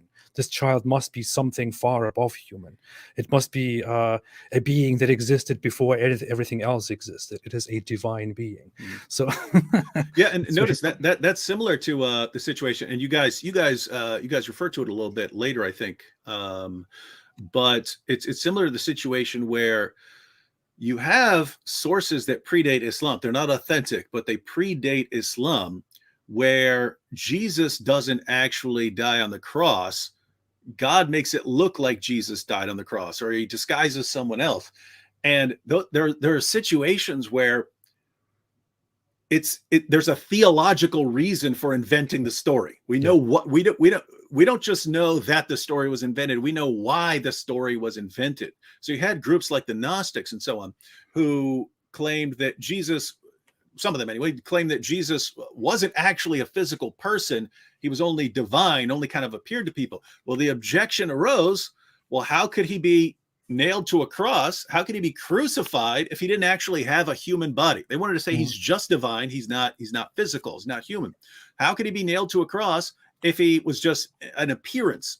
And the response, you've either got God made it look that way or God took someone else. You need something like that. And so they come up with these alternative explanations. And then these become the Muslim positions later. And it's like, wait a minute. People came up with the position that Muhammad appeals to in the Quran to deny the humanity of Jesus. And then you use the story that is meant to deny the humanity of Jesus, and you use it for a book that's saying Jesus was just a man. It's the exact same thing when we're trying to understand why Muslims like cherry pick everything, right? Why their apologists will go to Bart Ehrman, cherry pick things that he said and use it. Why they'll go to science, try to cherry pick some things from science, and then cherry pick some verses from the Quran, and then twist what science claims and twist what the Quran says in order to get some amazing vindication of Muhammad. While they'll cherry pick verses of the Bible, which the Bible claims that Muhammad's a false prophet, while they'll cherry pick these things, notice they were doing it all along. Muhammad is cherry picking all these things from all these earlier sources. People were accusing him of it, according to the Quran. And so your prophet starts off by cherry picking and twisting everything. Shocker, that's been the case for your apologists and scholars for 14 centuries. There are so many things to ask, like the crucifixion, exactly. Like if you look at it, you find you find crucifixion denial. So not just denying that nobody was crucified, denying that Jesus himself was crucified. You find this in certain movements within Christianity and certain movements associated with Christianity that are considered non-Christian or new religions after Christianity and so on. These are mostly Gnostic religions, dualistic religions, which consider flesh to be something very inferior or something filthy, something lowly. And these movements this even made it into Manichaeism, for example, which is a very dualistic religion, which considers the earth basically filth, and what is above that, what is divine, is the light, and that is pure. These movements came up with the idea that Jesus couldn't have been crucified because he was God, or he was something divine. He was an immaterial being, which is why the crucifixion didn't happen. Somebody else was crucified instead of him. Why do exactly Muslims adopt this view? How would it make sense for Muslims in the Islamic theology to say Jesus wasn't crucified? Why? Why? There is simply no reason to explain this. What would be the point of it? You could say, well, if Jesus was crucified, he couldn't come back later at the end, because according to the Islamic tradition, which is adopted from Christianity, he has to come back before the end. Well, that could still happen even if he died. You have resurrections in the Quran. You have people coming back to life. You have the Dajjal people who will bring humans back to life. That should be entirely possible. There is no reason for Islam to adopt the idea that Jesus wasn't crucified.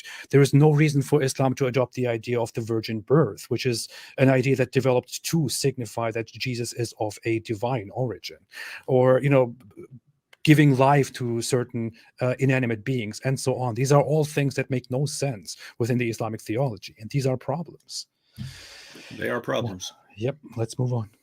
Next thing would be, how much can we be sure about the crucifixion of Jesus, and whether he was indeed crucified? Right. I know in Islam, the teaching is that he was not actually crucified.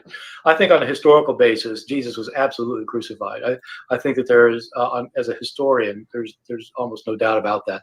And in case your audience doesn't know, I don't identify as a Christian. I mean, I was raised a Christian, but I'm an atheist now. I don't have a particular stake in any of this information personally. But I think the crucifixion of Jesus is probably the best attested, one of the best attested events of his life. It's found all over the place in our early sources. It's even mentioned by non-Christian sources, and it's a kind of a complicated thing for me to argue, although I can at length if somebody wants me to. It's not the kind of thing that Christians would have made up about him if they wanted to make up legends. If they wanted to make up something about Jesus, it wouldn't be that he got killed by the enemy, tortured to death. What they would have made up is that he became the king and he's sitting on the throne in Jerusalem. But they couldn't make that up because everybody knew it wasn't true. And so they had to say, well, yeah, he got crucified. But then they ended up saying that because he was crucified, that was significant, that it was the plan of God. And but they're kind of explaining it. They're not, they're explaining because they got to explain it because he was crucified. Yeah. The Islamic account is very strange. It is that I guess that people think Jesus was crucified and that somebody was crucified, but it wasn't Jesus. It was just somebody else who people thought was Jesus, and it's a very strange thing to think. Well, it is. And it didn't start with Islam. It actually there's a Christian teacher in the 2nd century named Basilides who was an Gnostic, and he wrote a gospel. He wrote a Gnostic gospel. We don't have the gospel anymore. We have a church father who talks about it, and in his account, what he says is that there was a fellow in the Gospels. Jesus is carrying his cross, and they impel somebody else to carry the cross for him to the place of crucifixion. And according to Basilides, what happened is this other person, whose name was Simon from Cyrene, which is in North Africa, Simon of Cyrene carries the cross, and when he gets there, Jesus pulls an identity switch.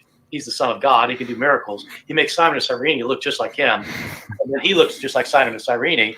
And so the Romans think they're crucifying Jesus, but they're crucifying Simon. And Jesus is standing by the cross laughing. Presumably Simon didn't think it was so funny. Trying to help out here. Understandably so. Yeah, so interesting. Ehrman seems like he'd be fun to hang out. Nabil actually took some classes with him back in the day. Oh, really? Yep. We very much talked about this just now before we got into it. Yeah. Crucifixion. But notice, so Muslims, hey, we want to go with the method of Bart Ehrman. Bart Ehrman's method. The overall method, the general method is you look at your sources. You're specifically looking for multiple independent sources. So it's not just multiple sources that are all quoting the same source. That would actually be one source. Multiple independent sources. And he points out you've got Christian sources, you've got non-Christian sources. talking about the crucifixion of Jesus. Then he uses a little bit of the principle of embarrassment, meaning if you want to say Christians invented the idea of crucifixion, why would they invent that? I mean, if you're inventing a story about your hero, why would you say, oh yeah, and the people killed him? Why would you invent that sort of thing? So he looks at that and says, that's one of the things we can definitely know about Jesus. Well, notice, well, then Islam is false, right? Because Islam says it didn't happen. But in the Islamic mindset, we'll look at Ehrman's reasoning, we'll celebrate his reasoning, except for someone like Ehrman is going to say, the crucifixion of Jesus, definite thumbs up. The virgin birth of Jesus, definite thumbs down. So the exact opposite of what Islam is teaching about these issues. And yet Ehrman is our hero here. It's just this. I mean, I've never seen anything that cherry picks like this. That's funny. I never thought about it that way. Pretends that Ehrman is supporting them, pretends that science is supporting them, pretends that the Bible is supporting them. It's just wild. Note out, by the way, if you beat me to this, AP, if you beat me to this, you can do it before me. But I will do this if you don't do it, if you don't beat me to it. A video titled, "Why Did Allah Deceive Bart Ehrman?" Oh, because keep in mind, ladies and gentlemen, Muslims who are watching, everyone else, where did Bart Ehrman get the idea that Jesus' crucifixion is a fact of history? Where did he get that idea? Because according to the Quran, it never happened. According to the Quran, Jesus was never crucified. So how did Bart Ehrman conclude that this is a fact of history, and if Islam denies it, so much for Islam? Where did he get that idea? He got it from Allah, because Allah disguised someone, made someone else look like Jesus. Then this other person, usually Judas, according to Muslims today, then this other person was crucified, but everyone thought that it was Jesus. Jesus' own followers thought that it was Jesus. The Jews who didn't believe in Jesus thought that it was Jesus. The Romans thought that it was Jesus. Everyone thinks it's Jesus. Why? Because Allah did such a great job tricking everyone. And so here we are, nearly 2,000 years later. Bart Ehrman takes it as a fact of history. Why does Bart Ehrman believe Jesus was crucified? Because Allah did such a great job tricking everyone 2,000 years ago that he made all kinds of sources. And so the reason Bart Ehrman is led away from Islam is because Allah did such a great job tricking and deceiving everybody. That's some strange stuff right there. I was going to make a video about Allah deceiving everybody in general. I wanted to make a video about how Allah created Christianity, the biggest major religion, the enemy of Islam. But yeah, that's basically a very nice. And just so you know, you can make a big case out of it. Yeah, that Allah didn't just deceive Bart Ehrman; He also invented Christianity. Yeah. Because it's also Bart Ehrman's position. Not only was Jesus crucified, but the disciples saw something. They saw something that convinced them that he rose from the dead. So they actually believed that Jesus had risen from the dead and appeared to them. I've seen Muslims like Shabir Ali suggest that maybe Allah allowed Jesus to appear to his disciples to comfort them. And there were earlier Muslims who suggested that. And so notice, now you'd have Allah tricking people into believing that Jesus died, and then having Jesus appear to his followers, knowing that they're going to interpret this as resurrection. Where did Christians get the idea that Jesus rose from the dead? According to Islam, they got this idea from Allah, who's tricking everyone. But notice, it's also Ehrman's position, and I'm sure if I recall correctly, he'll be talking about this. It's also Ehrman's position that their belief that Jesus rose from the dead caused them to go and reinterpret passages and eventually conclude that he's divine. Yeah. So if this is correct, you've got Allah originating belief in Jesus' death, resurrection, and deity, because he's just too dumb to realize that no one's understanding what he's trying to get across. And to that, the idea is that Jesus was born from a virgin birth, which gives people the idea, wait a minute, why does that happen? All humans are born with a father and a mother, but this one is not. So they ascribed divine origin to that. Jesus goes around resurrecting people, giving life to inanimate beings, which makes people think, wait a minute, nobody can do that. This must be something bigger than human. This must be something greater than creation. He does all these things. According to these stories, Jesus knows the answer to basically every question, and nobody does that. Only something divine can do that. So it looks very much like Allah was messing with people and was kind of pushing them to falsely believe that Jesus is God. Yeah, and notice since you brought up the virgin birth, that's one of the things where Ehrman would believe that since Christians became convinced that Jesus rose from the dead, now they're going to the Old Testament to find these passages that make sense of this. And one of the things they conclude is that he's born of a virgin, right? It's not just he's divine, he's also born of a virgin. And so according to Ehrman, this is why Christians came up with this story about Jesus being born of a virgin. It's because they're applying these Old Testament passages because they're convinced that he rose from the dead. But wait, according to Islam, Christians only became convinced that Jesus rose from the dead because Allah tricked them into believing that Jesus died on the cross, and then somehow he's making appearances later. That makes them reinterpret these Old Testament passages and then apply the story of the virgin birth to Jesus. And then Islam ends up retaining the claim of the virgin birth why, according to Ehrman, did Christians ever come up with that to begin with? Because of the resurrection. Yeah. So this is like, this is what happens when you guys are cherry picking, and your prophet was the ultimate cherry picker and plagiarist. I have to point out, I have thought for a long time that Islam's adoption of Jesus is so terrible. It makes no sense. It is incoherent. It makes Islam look ridiculous. There is no point for Jesus to be a part of the Islamic narrative. But we will move on, and we will hear more about that in a second. What about the I'm just shooting out a lot of questions here. I'm sorry, but when it comes to the gospel, okay, this is one of the most important parts that Muslims have distorted. Let's see. I don't remember what this is. The problem is not only that that Islam doesn't accept the Gospels and the New Testament that we have.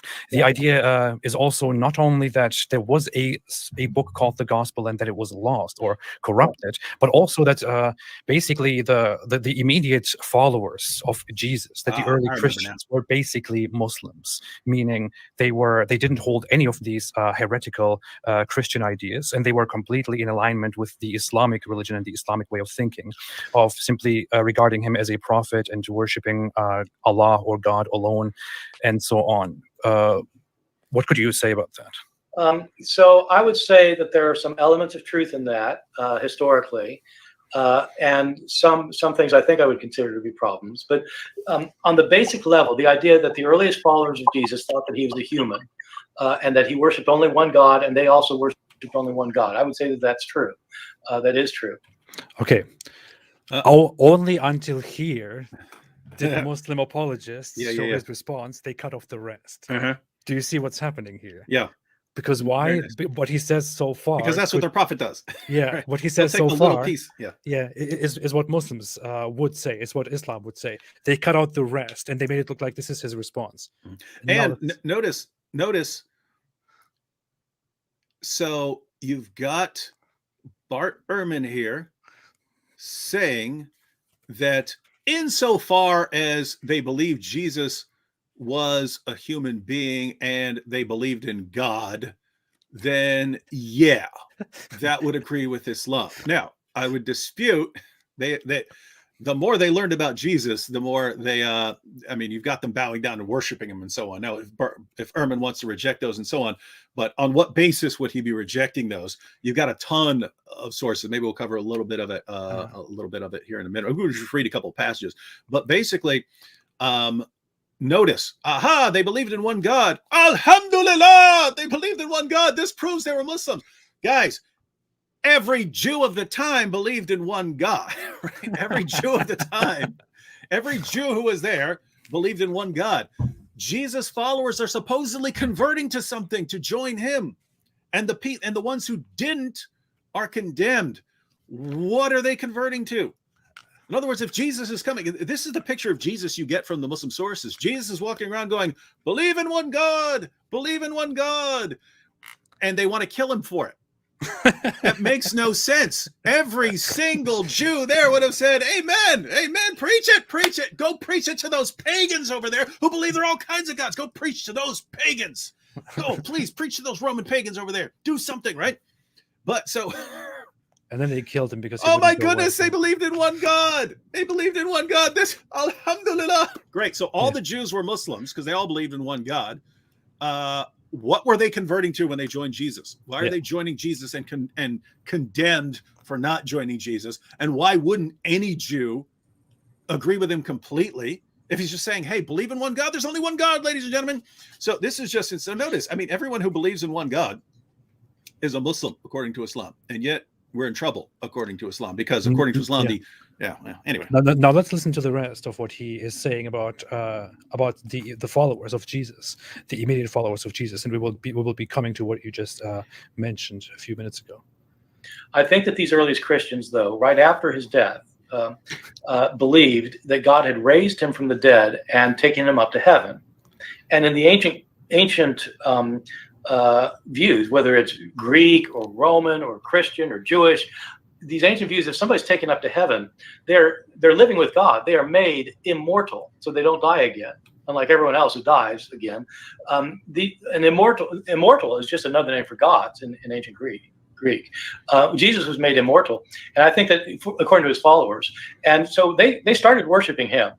They didn't worship him as the one only God, but he was a being who deserved worship, and so they considered him to be the Lord whom they worshipped. And I think that happened early on, but they understood that during his life he was a human. Mm-hmm. They would not have agreed with most of the tenets of Islam that differ from Christianity, in my judgment. That I don't think is right historically. But so the deification or turning Jesus into a god would then have begun due to the crucifixion and due to stories about the crucifixion within a lifetime of the crucifixion, basically. Yeah, well, yeah. But I would say at the resurrection.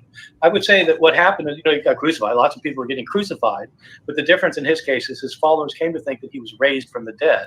And it's not that he had a near-death experience. It's not that he died and came back for a while and then died again. In their view, he was raised. God raised him from the dead and took him up to heaven, and that was the deification. Mm-hmm. Later Christians then started saying, well, he didn't get deified at the resurrection. He'd been God from the time he was born, and so you start getting these ideas of the virgin birth. Then people say, well, actually, he was God before he was born, so the developing understanding of Christ happens over time. But the earliest Christians, I think, did not think he pre-existed, did not think he was born of a virgin. They thought he was a great teacher who was more righteous than anyone else that God had made into a divine being. So, okay. Now here we have so many issues and very big issues for Islam. One thing that I want to point out is what he says, and what Muslims really want to misunderstand and cling on to is he seems to be saying Jesus just believed in one God, and the people around him believed he was human and they believed in one God. Okay, but that is the minority of what he is saying. The majority of what he's saying is in complete contradiction with anything that Islam tells us, because he's saying that Jesus says a lot of things according to the Gospels, and Bart Ehrman himself says that he thinks the authors of the Gospels consider Jesus God. That's what he believes in. That's what he says. And he says that the followers of Jesus, the early Christians, his immediate followers who were following him all along, after his death at the resurrection, began to worship him, to deify him, to consider him God. And then over time, ideas on how and why he is God and when he became God, whether he was God forever, developed. But what he is saying in essence is they worshipped him. He was divine.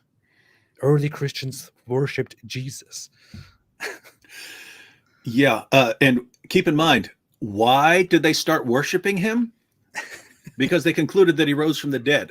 Why did they conclude that? According to Islam, because Allah did such a great job tricking everyone. So the reason Christians concluded that Jesus is God is because of Allah. Allah really, really messed that up and ended up creating the biggest false religion in history, according to our Muslim friends. But notice you got a couple of now. I wanted to point out that, because this applies to a lot of things. There are issues where Bart Ehrman is speaking, and he's speaking just straightforward factually, right? Mm-hmm. So when he talks about textual variants in the Bible, that's not his opinion. There are textual variants in Bible manuscripts. That's not an opinion that he's putting forward. When he talks about in the 2nd and 3rd century that there were these sort of different versions of Christianity, because as Christianity went out, there's no authority to crack down on people and make them all adhere to orthodoxy. So as Christianity spreads, it ends up combining with these different ideas in different areas, and you end up with different versions of Christianity. When he says that, it's not his opinion. You just had different versions of Christianity with some different beliefs in the 2nd, 3rd century. The Christianity that eventually wins out is the one that could take their, show that their teachings were the 1st century teachings, right? So you have those kinds of issues. Then you have other issues where it's Ehrman's interpretation, right? Because the question is, okay, here's the evidence we have, here's the data, and how do we get to this evidence, right? And so if you're Ehrman, Jesus is obviously not God. He's not born of a virgin. He didn't perform miracles, although, he was known as a miracle worker. So how do we actually get to a point where Jesus is being worshiped? And you need to explain, and you come up with an explanation. So we have here his explanation of how we got to the evidence. If you don't have a problem with God, don't have a problem with a virgin birth and things like that, then you don't really have a problem with the text where Jesus followers are worshiping him during the time of Jesus. If you don't believe in that, then you need a kind of explanation for how we got to those things. But notice, even if you go with Ehrman's explanation, even if you agree with him completely, hey, you say that does make sense of how we ultimately got to Christians believing that Jesus is God. During his life, they didn't believe it, but then they believed that he rose from the dead. This caused them to rethink things, and now he's risen from the dead. He's risen to be with God. So he's immortal. So he's divine being in some sense. He's what we would call a god or something like that.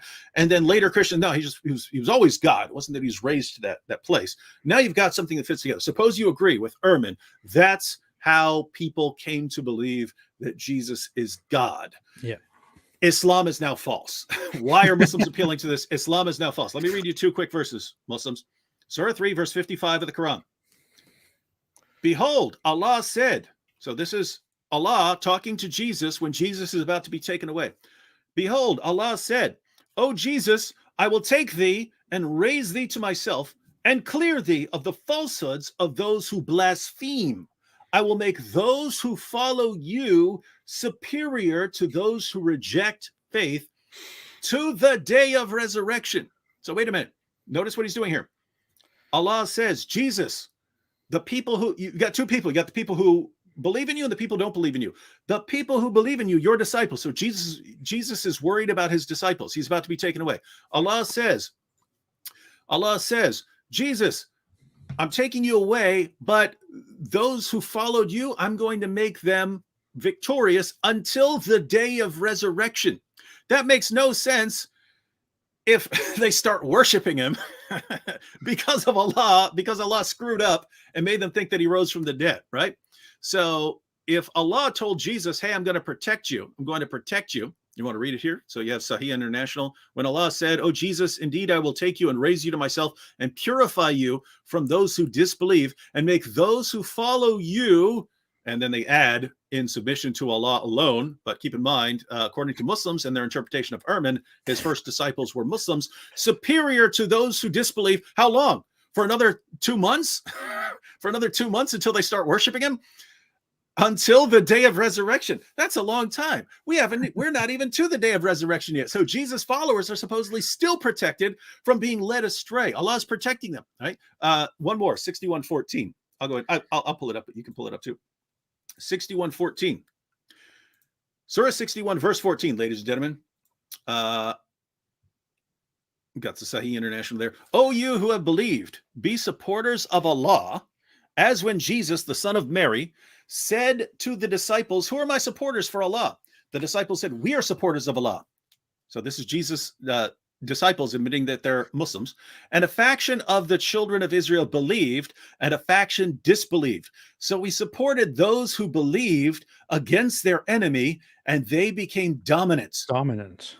So now here's a question, Muslims. Which Christians, which followers of Jesus became dominant in Christianity?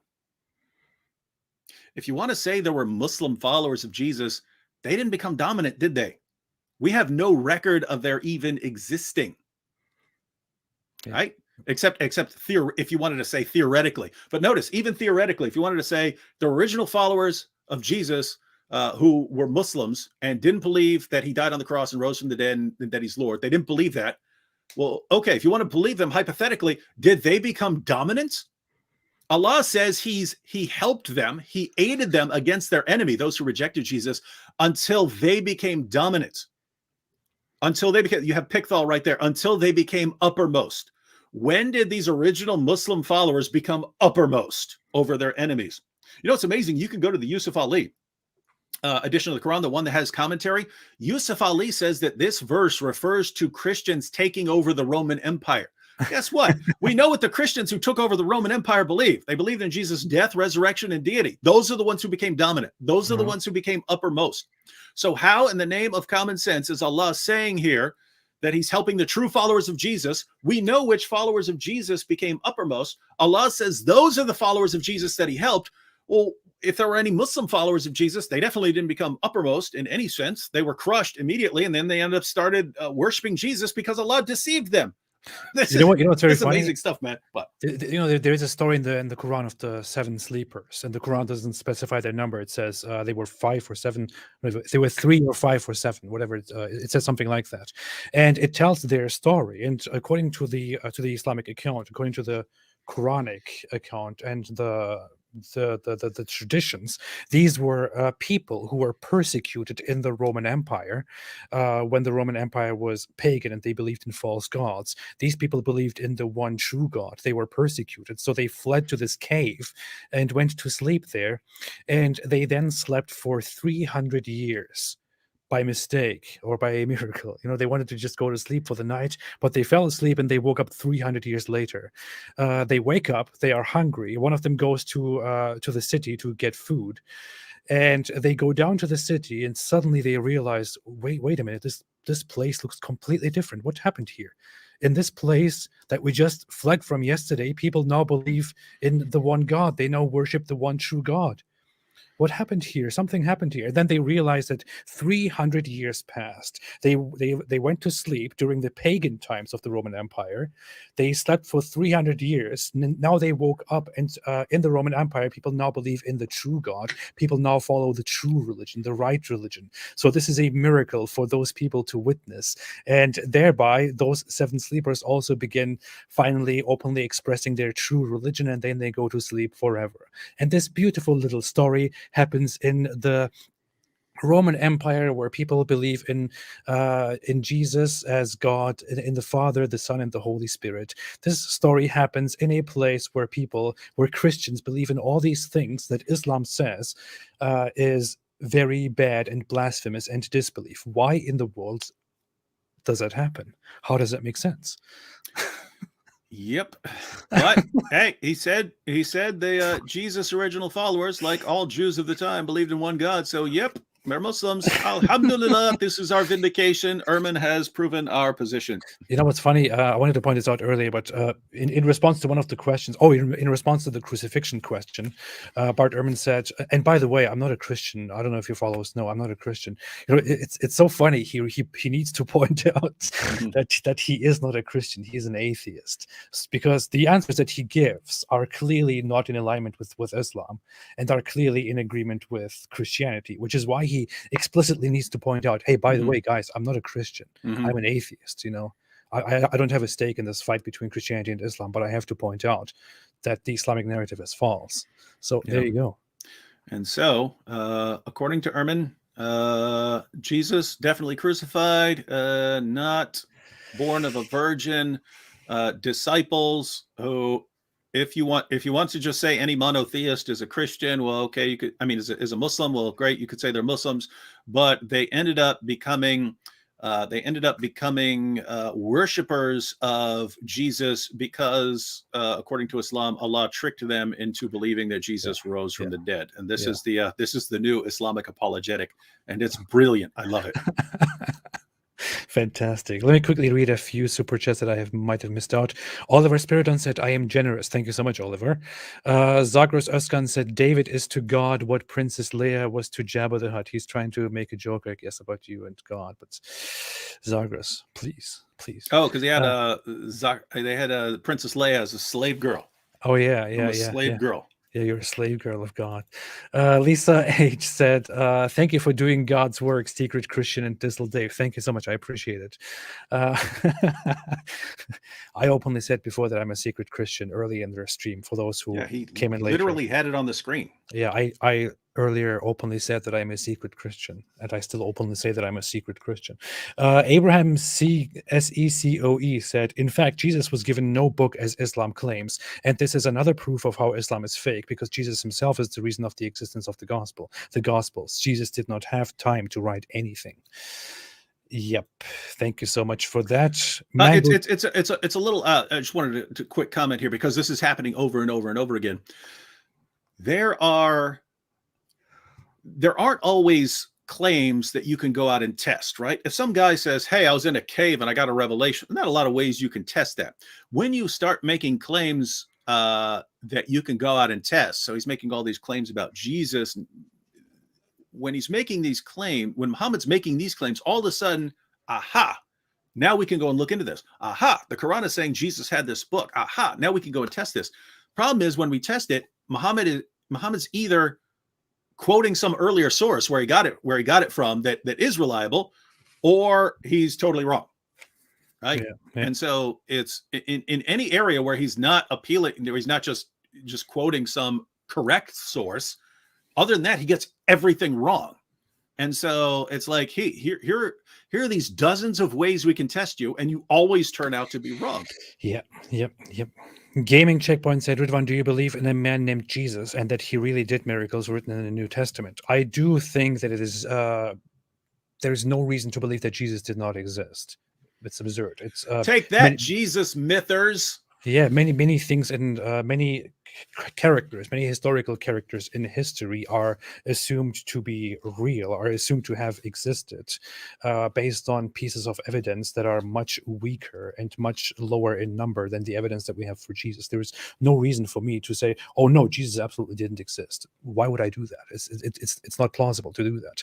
Do I believe that he performed miracles? I personally don't think so. I would have different explanations for miracles. But then again, I don't believe in the divine, which is not the point here. The point is that the Islamic accounts of Jesus and the Islamic retellings of the story of Jesus are not just, wrong in so far that they lie about who Jesus really was. They are just completely out of touch with the actual story of Jesus. And it's very easy for me to sit down and say, and to point out that these stories that Islam has about Jesus are fabrications, are based on later accounts, are based on legends, are based on misunderstandings of Christianity, and so on. And that is the point of me analyzing this. This is a big goal against Islam. I just wanted to add, because I want this for future reference, because I just thought of it. You could put different views on a spectrum, and the further you get out towards the fringe, the sort of crazier it gets. So on one end of the spectrum, you have the Jesus myth, because notice all these views are trying to account for how we got what we have. We talked about this with Ehrman earlier, right? Ehrman's got some data, he's got some evidence that he's going with. Here are the sources we have. How do we get to those sources and those beliefs? And there are different ways you can get there. You come up with a hypothesis about how we got there, and then you see how well your hypothesis actually fits. On one sort of extreme, you have the Jesus mythers, right? Jesus never existed. So how do you get from a non-existent Jesus to all of these things in the first century, all of these people believing and following Jesus, Christianity spreading, you got the original disciples, you got the Apostle Paul, and so on. How do you get there? Well, they actually come up with stories. You can read the work of Richard Carrier or something like that to get this, but they come up with explanations for how you get all these people believing in Jesus from a non-existent Jesus, right? Then you've got then you've got some people who just think of Jesus like a hippie. So the Jesus seminars, Jesus is going around and he's telling parables, look at the lilies of the field and drawing some moral points. And he's basically a good moral teacher. Then you get to people like Ehrman, they're granting a little more about Jesus, like he believed that he's the Messiah and things like that. But they're still coming up with an explanation for how we eventually got towards belief in Jesus' deity and so on. Then you start getting into theistic positions, when, from a Christian perspective, hey, Jesus rose from the dead. This is a miraculous sign from God. And this, notice, once you accept Jesus rose from the dead, and this is vindication, you start looking at Jesus as like the central figure of history. Yeah. And then, of course, it makes sense that he's born of a virgin. Of course, it makes sense now that he performed all these miracles and so on. Yep. But then you get on the other extreme, you get to this insane position called Islam, where Jesus is just a regular guy, but Allah is constantly sabotaging everything he does. And so notice, it's still, how do we get to the data that we have? How do we get to Christians worshiping Jesus and so on? How do you get to this from a Jesus who's just a prophet, for some reason, telling a bunch of people who already believe in God that they need to believe in God? How do you get to what we actually have? Well, what happened is Jesus went around preaching. He won a bunch of Muslim followers. Then Allah tricked everyone into thinking that he died on the cross, then tricked them into thinking that Jesus appeared to them. So now they believe in the resurrection. And this caused them to think that he's somehow divine. And then Allah helped and aided the followers who completely misunderstood Jesus and were worshiping him. Allah helped those believers in Jesus until they became uppermost, but didn't realize, oops, I got the wrong people, right? So notice you've got the spectrum of views. I would say the fringes are the craziest. So if you want a view, pick something in the middle, and a lot of it's going to come down to whether you have a problem with the supernatural or whether you don't. But I got the same views in the middle. I was just visualizing the whole thing, by the way, the whole Allah raising Jesus to heaven and making making the true believers, Jesus' followers, superior. It's like, Allah is there and Allah is raising Jesus, and he's going, hey, Jesus, I will raise you and I will make your followers victorious and superior. And then he's like, come here, Jesus, let me raise you. And then he raises Jesus, and the followers, the believers see him, and they're like, whoa, I think he's God. He's God. He is God himself. Let us worship him. Let us worship him. And then Allah goes like, wait a minute, that's not what I was meaning to do. Yeah, and that is how Christianity came into existence. Yeah. Notice we should make something on this, because we're actually onto something now as far as this being an insane fringe view.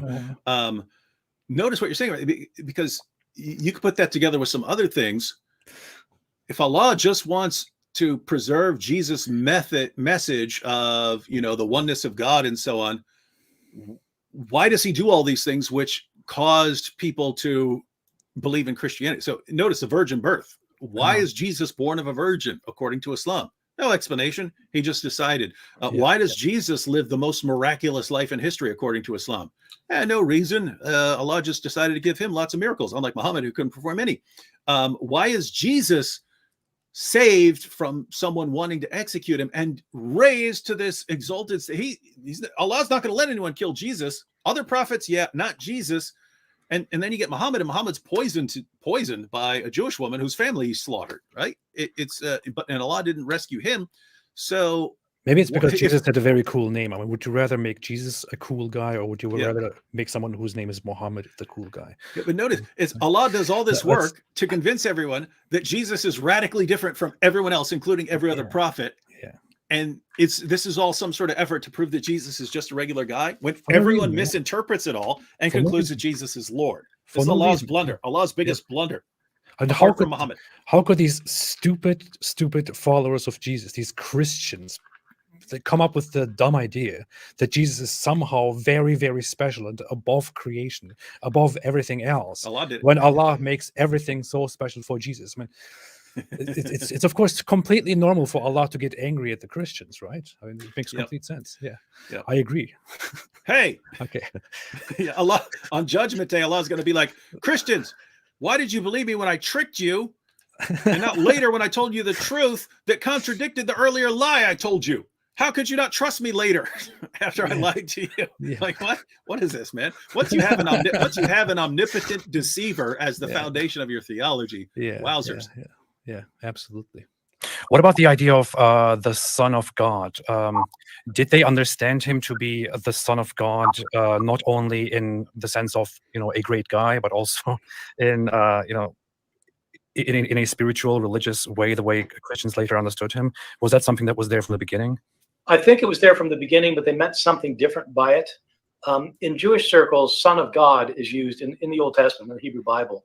Son of God is used for various beings. It can be used for angels, for example, but it can also be used for humans. The king of Israel was known as the Son of God. And the logic of it was that God has a kind of a representative on earth through whom he channels his will. And this person would be a human, could be a human, but it was the one who was in a particularly close relationship with God, through whom God mediated his will. And so Jesus would have been seen as the Son of God in that sense. And he might have even talked about himself as the Son of God in that sense. Later, that came to mean that in some sense he himself was divine, that he was God. And that's meaning that carried on later. But early on, I don't think they meant it that way. Hey, it's me again. Oh yeah, that's me again. So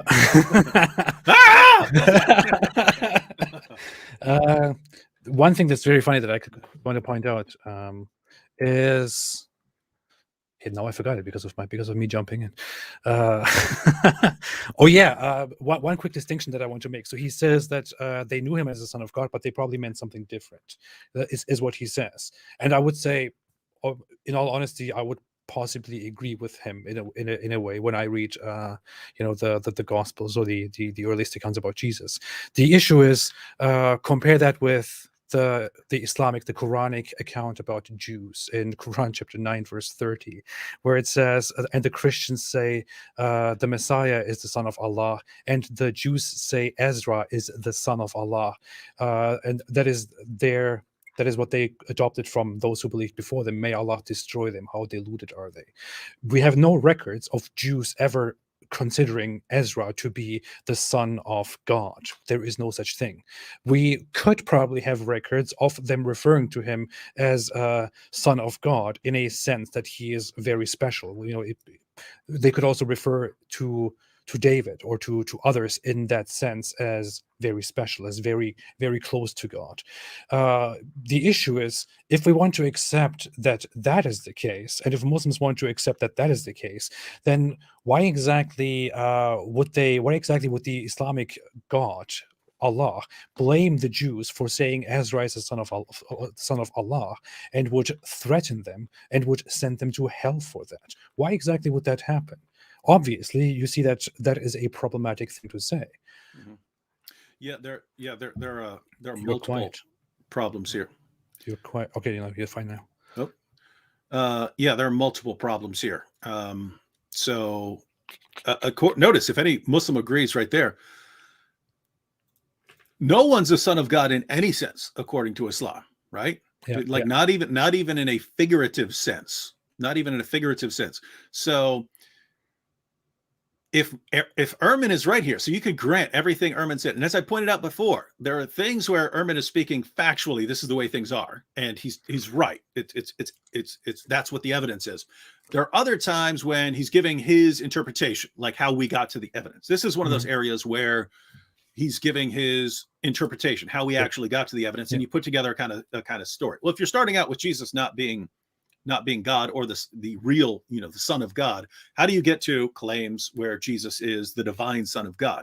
And so it's generally you look for some sort of evolutionary account where things change over time. So that's one issue. But notice, even if he's right, if he's correct, and Jesus is the Son of God in the sense of someone who has this relationship with God, that God is channeling his will through this person and so on, according to Islam, no one should ever be called the Son of God, and not even in a figurative sense. But notice, in Old Testament and New Testament, there are people who are called Son of God, Old Testament and New Testament. Right now, the question is, if Jesus is the Son of God, as Christians believe, well, you've got other people who are called sons of God, and so you have to look at the meaning in context. The reason I would disagree with Ehrman here is you just have too many passages where and passages that go back to a very early stage where Jesus sounds like he's thinking of more than just being a mere human being. I'll give you an example here. So we'll go to, let's see. All right, so this is Matthew chapter 11, where Jesus says in verse 27, all things have been handed over to me by my Father, and no one knows the Son except the Father, and no one knows the Father except the Son, and anyone to whom the Son chooses to reveal him. This is Matthew, but it's also Luke, which means it's classified as Q, sayings, a collection of sayings, either oral or written, that predates Matthew and Luke. It's considered very early. So this is an early reference where Jesus is claiming this absolutely unique relationship with the Father. You've got the Father and the Son. No one knows the Son except the Father. No one knows the Father except the Son. And you can't know the Father unless Jesus reveals him to you. Doesn't sound like he's just, when he calls himself the Son in these kinds of contexts, it doesn't sound like he's just referring to himself as another human being. So I would disagree with that. But here's the thing. So Ehrman has his view of how we got to things. Christians have their view of how we got the evidence here. Whoever's right, Islam is wrong. Right? Whoever's right. So whether it's just a figurative title or whether it's a literal title, Jesus didn't have either title according to Islam. And so, wait a minute. Islam is wrong according to me. Islam is wrong according to Bart Ehrman. Muslims, stop quoting Bart Ehrman. It's an embarrassment to you. Yeah. I quickly want to bring this up here. Quran chapter 9, verse 30, the Jews say Ezra is the son of Allah, and the Christians say the Messiah is the son of Allah. That is their statement. From their mouths, they imitate the saying of those who disbelieved before them. May Allah destroy them. How are they deluded? We still need to go to a Jewish gathering and ask people why they keep saying Ezra is the son of Allah. We still need to do that. One more. One more passage. So this is from the book of Matthew, although it's also in Mark and Luke. Matthew chapter 22, starting at verse 41. What you have is people keep trying to trap Jesus in his words in order to set some people against him and so on. But Jesus all of a sudden asks a question, and he's talking to the religious leaders. And he says, now, while the Pharisees were gathered together, Jesus asked them a question, saying, what do you think about the Christ? Whose son is he? They said to him, the son of David. He said to them, how is it then that David in the Spirit calls him Lord, saying, quote from David, the Lord said to my Lord, sit at my right hand until I put your enemies under your feet.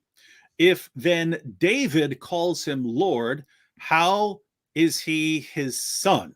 And no one was able to answer him a word, nor from that day did anyone dare to ask him more questions. So this is an example of a passage where it doesn't sound like Jesus is saying that he's a son in the sense of being a king of Israel or something like that, right? Because look at what he's saying here. He's saying, who's the Christ? Whose son is he? They say the son of David, descendant of David. He said to them, then how does David call him Lord? Saying the Lord said to my Lord. So this is considered a messianic psalm. And the Lord there's Yahweh said to my Lord, sit at my right hand until I put your enemies under your feet. So you have Yahweh speaking to someone that David calls Lord. That Lord is the Messiah. So Jesus is saying, hey, you guys are calling the Messiah the son of David, but David calls the Messiah his Lord. So how is he really the son of David? If son of God, so what he's saying is that, wait, this is the son of God, not just the son of David.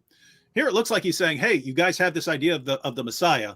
The Messiah is bigger than you're aware of. He's something more than the merely human king that you're aware of. But notice this is in Mark, this is in Matthew, this is in Luke. I've never seen any reason not to treat this story as authentic. Yep. Again, here's an area where I would disagree. I think it has some strong indications that Jesus considered himself the Son of God. Which, no, keep in mind, you don't have to you wouldn't have to believe in God and believe a Christian in order to believe that, right? You could say, Yeah.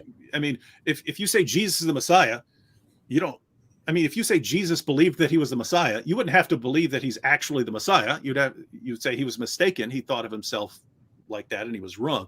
Well, similarly, you could say Jesus thought of himself as some sort of exalted divine son who was the Messiah, and you could say he was just wrong. I mean, to me, it's absolutely plausible that Jesus thought of himself as God or as Son of God. But then again, who am I? So there's a thing. Yeah, and again, the cool part is Ehrman agrees that Jesus was considered Son of God in some sense, and so Islam is false, no matter what. No matter what, Islam is false. Wrong, Muhammad. As we were just talking about this whole stuff, I just had a moment and I was thinking to myself, what am I doing? You know, why do I have a giant channel in which I talk about religion? It's like, how did that happen? How did that come into existence? You're a secret Christian. I don't know. Maybe I should be doing something else here. I'm thinking right now of turning this channel into a gaming channel or something. I will see. I will think about that. Let me know, everybody. AP gaming, apostate gaming. Apostate gaming, yeah. Okay. Is there any different gospel that is, in your opinion, or according to your findings, more authentic than the recognized gospels that we have within the New Testament? No, I don't think so. I think that the four we have are the oldest ones that we have. There were some that had been written earlier that we don't have anymore, but these four are the four oldest. And the first three in particular, Matthew, Mark, and Luke, have a good deal of historical material in them. John also has some, but it's a very different kind of gospel. The later gospels tend to be, for one thing, they're much later, and they're more highly legendary. So I don't think that there are any other gospels that give us much historical information that's not already in the New Testament. What about Paul? Do you want to include the next question? The next question is about Paul. I don't know if there's much to add here. We basically addressed much of this. Paul, the authenticity of Paul's texts, some of which, as far as I understand it, precede the earliest gospel that we have. How authentic are the accounts of Paul? So the New Testament has 27 books altogether, and 13 of them claim to be written by Paul. So they're called the Pauline epistles. But of those 13, 6 of them are now doubted by scholars. Scholars think that 6 of them actually weren't written by Paul, but by people claiming to be Paul later. And I think that judgment is right. The other 7 are sometimes called the undisputed Pauline letters. They include many of the longest letters, and I think that they do go back to Paul. And in some places, Paul talks about things that Jesus said and did during his life. Paul says a lot about Jesus being crucified and being raised from the dead, and so that's a lot of Paul. But he does occasionally mention something Jesus said or did, and that is older information than we get in the Gospels, because these letters were written before the Gospels. Mm-hmm. All right. Just one quick comment on that, since he's talking about Paul, and this ties into something earlier where it's one of the things that you have to account to. So you have to account for how people started calling Jesus God. And Ehrman seemed to be claiming, well, they thought of Jesus as just, an immortal at first, and then, later people came on. But in Philippians, which is he referred to the undisputed letters of Paul. Philippians is one of the 7 there. You have this passage where Paul records an early Christian hymn, a song that they would gather together and sing. So Paul records an early Christian song. So this is very early. This is well within the lifetimes of Jesus' original followers. Paul knew the original followers. He went up to Jerusalem repeatedly to interact with the original followers. And if he were off on something theologically, seems like he would have been corrected. But Paul says in Philippians chapter 2, verse 5, have this mind among yourselves, which is yours in Christ Jesus, who, though he was in the form of God, so you have like NIV will say in very nature God, and you have here he's in the form of God, who, though he was in the form of God, did not count equality with God a thing to be grasped, but emptied himself by taking the form of a servant, being born in the likeness of men. And being found in human form, he humbled himself by becoming obedient to the point of death, or even death on a cross. Therefore, God has highly exalted him and bestowed on him the name that is above every name, so that at the name of Jesus, every knee should bow in heaven and on earth and under the earth, and every tongue confess that Jesus Christ is Lord, to the glory of God the Father. So there you have Paul recording an early Christian hymn song, and it's Jesus is in the form of God, but he doesn't consider that something to be grasped. He empties himself, takes on the nature of a human. So it's not a human who is eventually raised to a divine status. It's someone who lowers himself to humanity, then eventually gets raised back up. You also have the distinction between the Father and the Son there. And again, you have this very early in Christian history. And so Which text was that you just read? that was Philippians chapter 2, Philippians. Okay. starting at verse 5. Okay. And so, yeah, it's put it this way. I think it's a bit Which harder. is part of the undisputed Pauline epistles. Yeah. Yes, and so basically, I think it's a bit harder to get the view of Jesus as divine and as someone who entered creation and then was raised back up is really, really early. So if you want to say how they got to it really early, which you could do, you could still do as Ehrman. You could just say the resurrection really just blew their minds, and they concluded that he's divine. But yeah. Yep. Fantastic. It was your idea. We talked about this briefly before, but that the gospel in its original setting and according to the ideas of the earliest followers of Jesus would not be in alignment with the Islamic understanding of religion, right? I mean, Well, I mean, to some extent it is. I mean, they believe that there's one God and that he has prophets and that the Old Testament's a sacred book and, the New Testament's important, but the earliest they didn't have a New Testament, obviously, but they would not have subscribed to many of the teachings of Islam because the teachings hadn't been invented yet. It's hundreds of years later that they came into being. This is a very Islamophobic comment that Bart Ehrman made. Yeah, but they believed in one God. They believed in one God, so they were Muslims. Yeah. In one God. And what he means by one God is in one God. He's not going into the detail of it. Yeah. Christians believe in one God. Not according to Muslims, though. That's the problem. Well. And were the Christians throughout the history of Christianity over the next 7 centuries especially vastly consistent with mainline Christian ideas, such as that Jesus is somehow the Son of God, that he's somehow divine, and all these things? That this was a dominant, vast idea among Christians, right?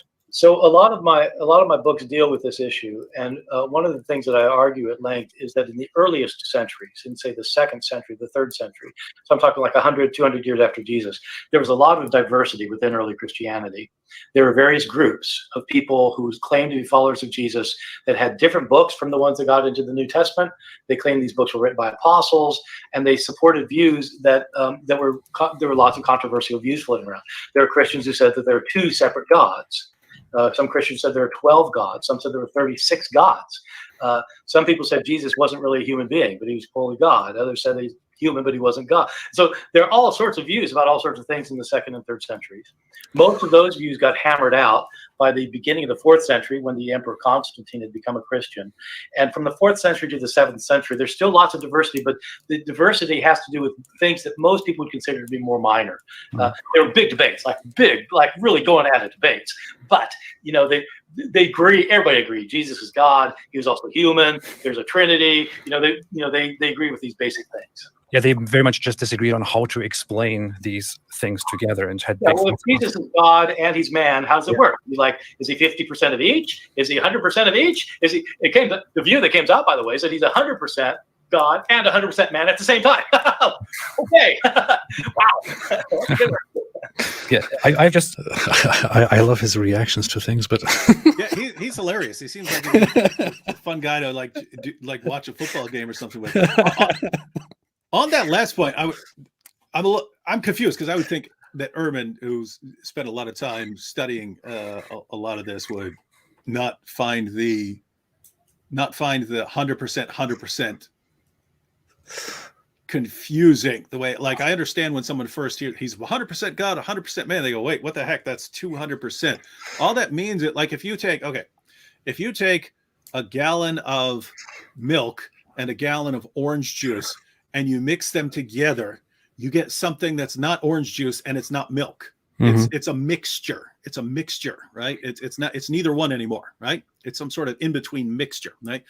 If you take a gallon of milk and a gallon of orange juice and sort of just, attach them to one another without mixing them, you still have something that is 100% milk and something that is 100% orange juice, right? So when we're talking about the nature of Jesus, he's right. He's right. It's, hey, if you're saying Jesus is God and he has a human nature, how are you going to explain this? Are you explaining it? And so the conclusion of the debates was, it's not a mixture. It's not now he's half God and half man. It's he has a fully divine nature and he has a fully human nature. He's an actual human being, and those natures were together in Jesus. So anyway, I was confused by him not getting that. No, it's funny. The thing is, I'm asking these questions to him, and to most of the questions, I already know the answer.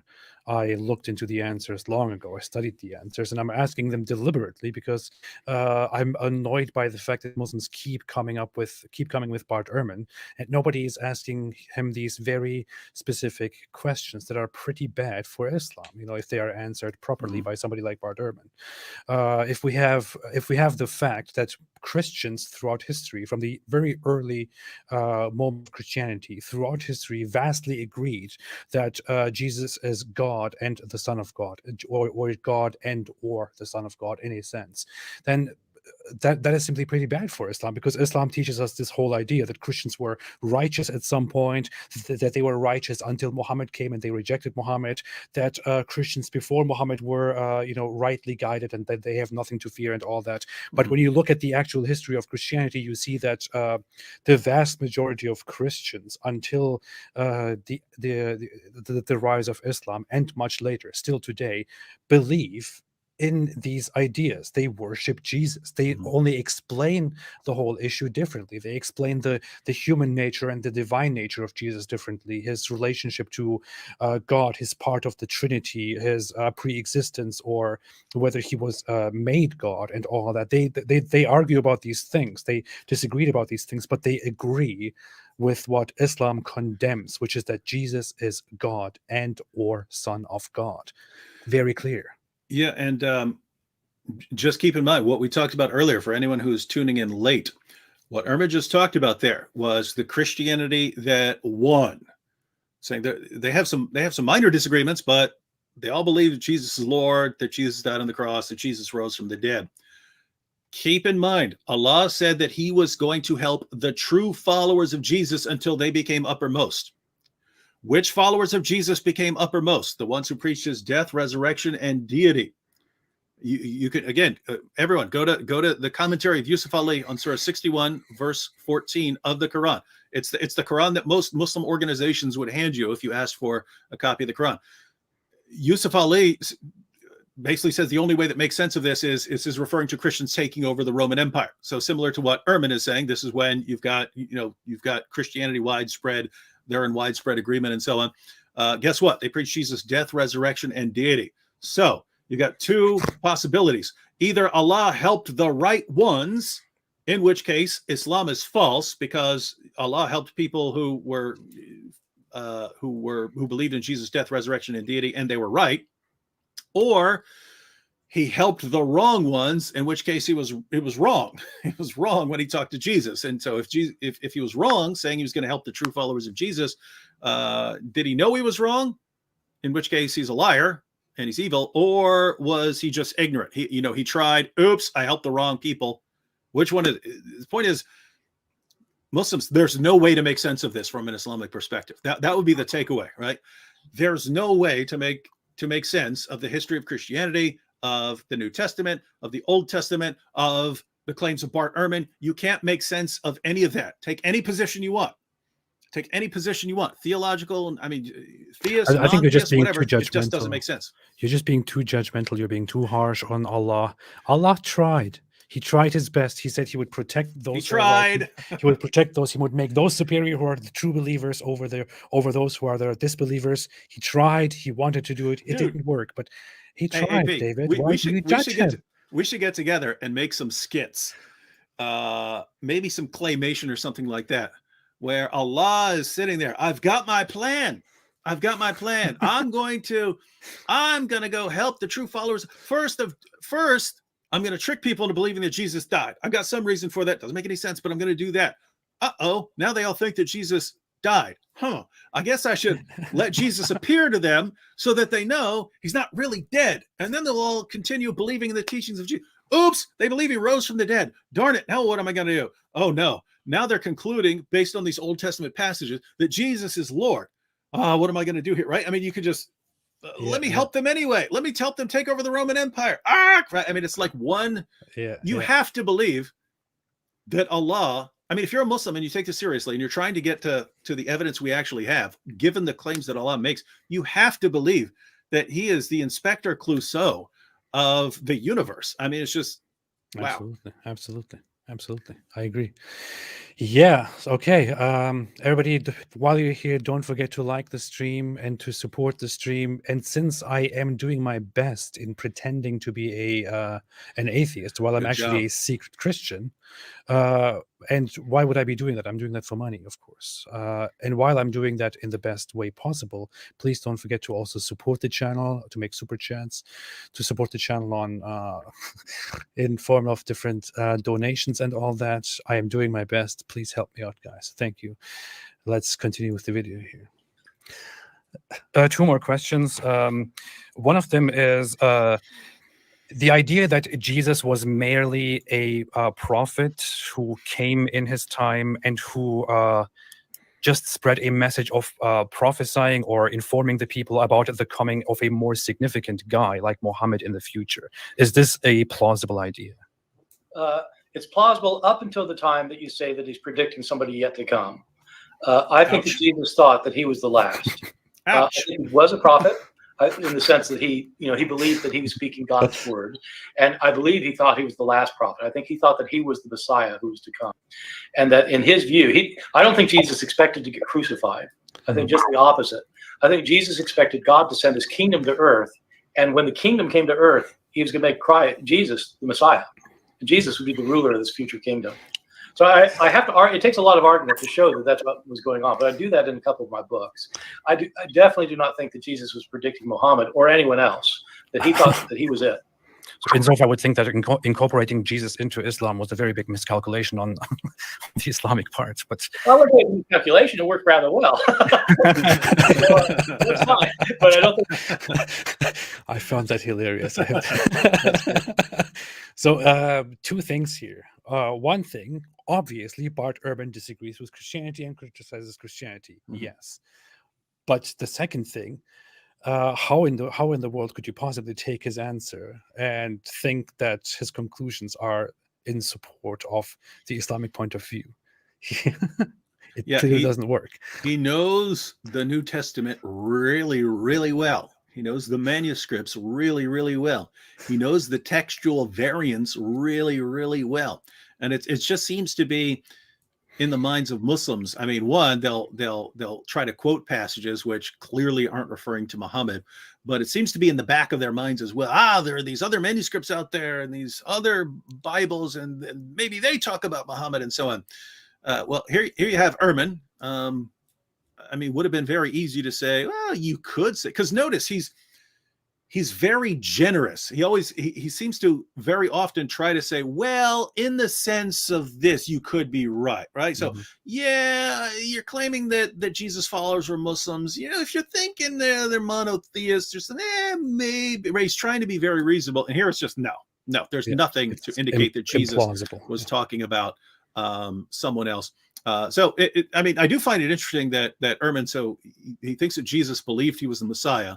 And he's like, he's last. He's like the final thing, which doesn't make sense if Muhammad's coming later. Let me just give an example why that is. I'll read through it real quick, and then we can go on, or you can add your comments. But so this is Mark chapter 12, and I think this would be. You have a bunch of passages like this, a bunch of stories, a bunch of sayings of Jesus, where he's sort of the big finale. So Matthew chapter 12, I'll just start at the beginning. And he began to speak to them in parables. These are one of Jesus' stories, which he's using to get a message across. A man planted a vineyard.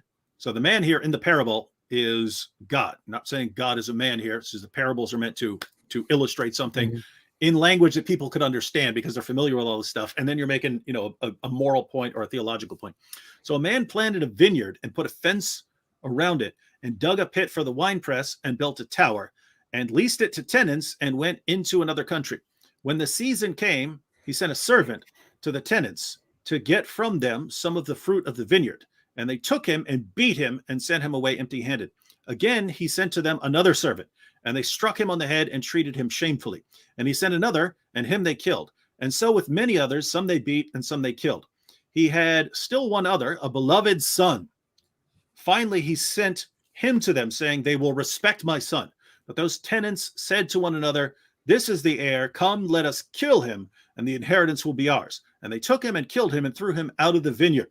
What will the owner of the vineyard do? He will come and destroy the tenants and give the vineyard to others. Have you not read the scripture? The stone that the builders rejected has become the cornerstone. This was the Lord's doing, and it is marvelous in our eyes. So Jesus is trying to tell a story about him approaching his listeners.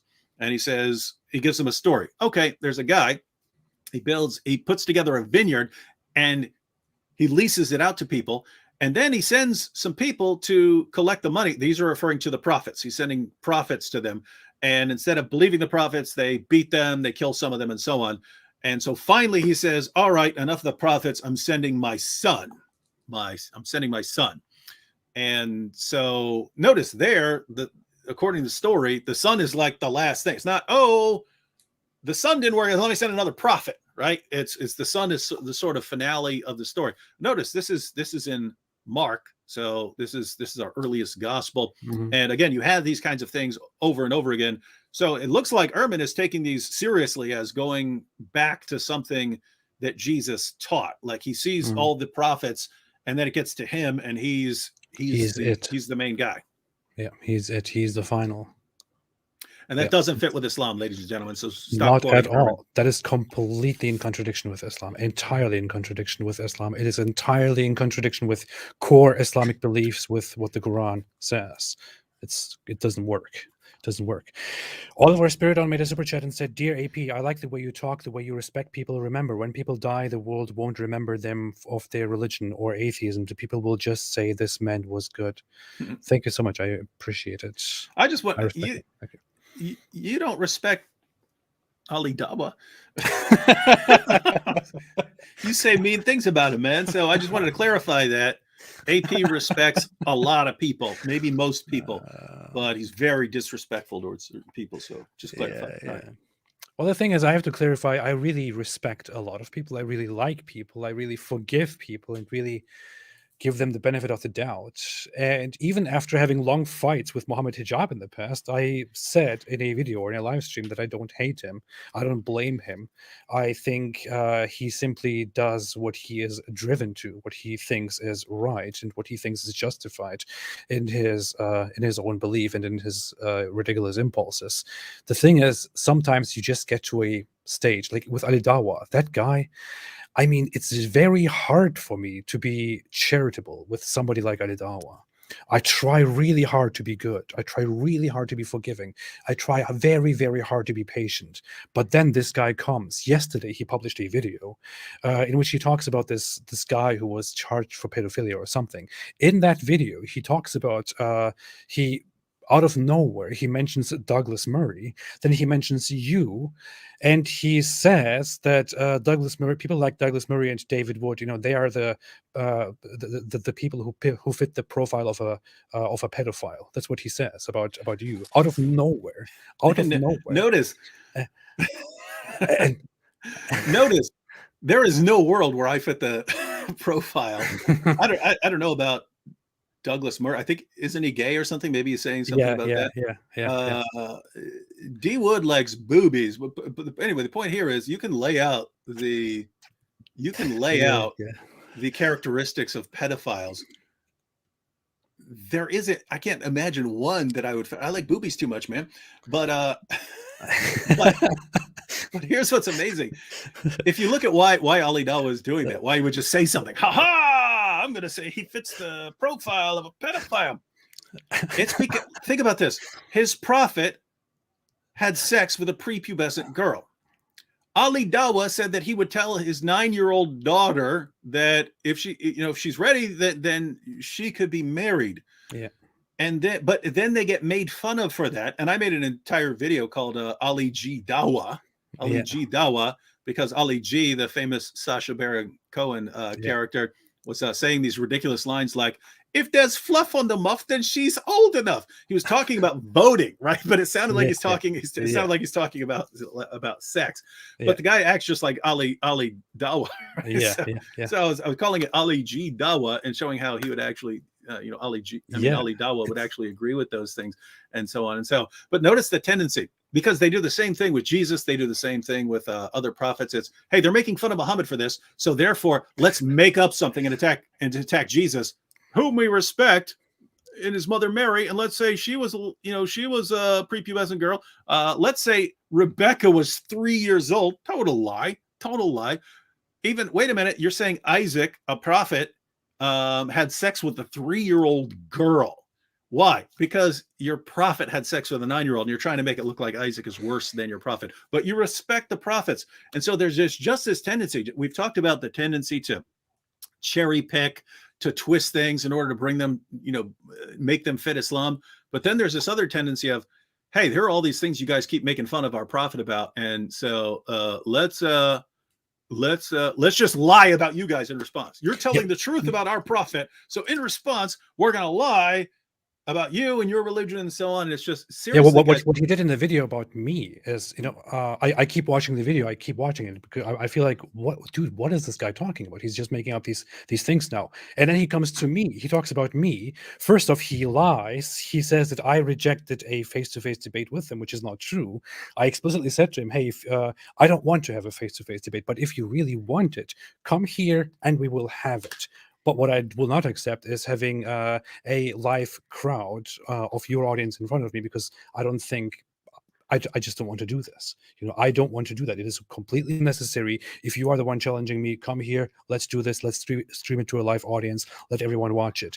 And he goes out there, lies about me. And what he then says is that I told him before that I would have sex, I would consider having sex with my children, with my son or my daughter, and I would be okay with others having sex with their family members as long as they use protection. That's what he said in his video about me. I know, I'm sorry, this is very very explicit, very brutal, but this is what he says about me in the video. And keep in mind, these are mainstream popular Muslim apologists. It's not some fringe weirdo, right? You could go on and find a Christian or an atheist really weird person saying horrible things, saying things like that about people. That person would not become popular. That person wouldn't become popular. You go around saying those things as a Muslim apologist, and suddenly you become the hero, and it makes you more and more popular. The more you lie, the more you deceive, the more you heap completely false insults on people, the more popular you become. And once again, guys, does the true religion, does the true God, does the true prophet need this? I mean, I have to say, I think it would be one thing if he said that I would probably do these things, or it would be one thing if he said, he's the guy who would do such a thing. I would think, wow, that's horrible, man. That's disgusting, man. But he says, I told him I would do these things, which is, it never happened. There is no such thing. It never happened. There's no evidence to it. Well, your word against his. He's one of the biggest liars on the planet, which is why he's so popular. It's ridiculous, man. It's very hard for me to be charitable with somebody like him. It's just very, very hard. I briefly mentioned Ali Dawa as someone someone you're not respectful towards, and then we had like this this tirade. It is, look, man, I really think we're watching these guys and they're basically drowning. They're not used to people looking up the facts and exposing them as liars and so on. They're drowning. They know people are leaving Islam left and right, and they're flailing about like someone who's drowning and trying to just cling to anything to try and help them. And it's they're getting desperate, but man, it's fun to watch. It is. Yeah, it is. It is. All right, we're coming to the final part of. There's actually not much here that can be said, but it's historically accurate. Yeah. Okay. That's sufficient. Finally, what do you think about the comparison between Muhammad as a figure? I don't know how much you are familiar, but Muhammad as a religious historical figure and Jesus as a historical figure. Do you think they are similar, comparable, different? What is your view on this in general? In terms of their messages, you mean, or in terms of whether they historically or who we think they were, or what? In terms of their messages, and as far as we have information on them, on how Yeah. they were. Well, I'm not a scholar of Islam, and so I'm not really equipped to say whether the sources on Muhammad can be considered reliable from a critical point of view. Of course, they are from a Muslim religious point of view. They're completely reliable, and that can be said about Jesus too. From a conservative Christian point of view, the information on Jesus is completely reliable. What would a hardcore historian who doesn't have any religious commitment one way or the other say about Muhammad? The way I understand it is that there are controversies among historians about how accurate our sources are about Muhammad, but I'm not equipped to give you the details. With Jesus, I'm equipped to give you the details that we do have historical information, but a lot of legendary material as well.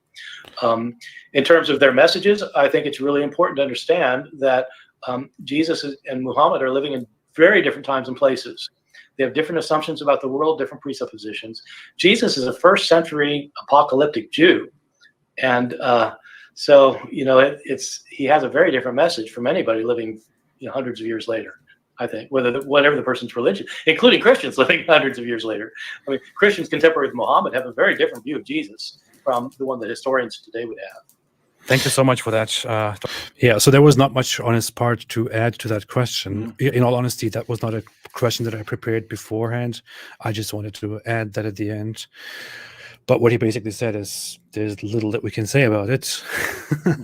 Different environments, different standards, and so on. So yeah. Yeah. So we're stuck with. We're all stuck with the evidence, right?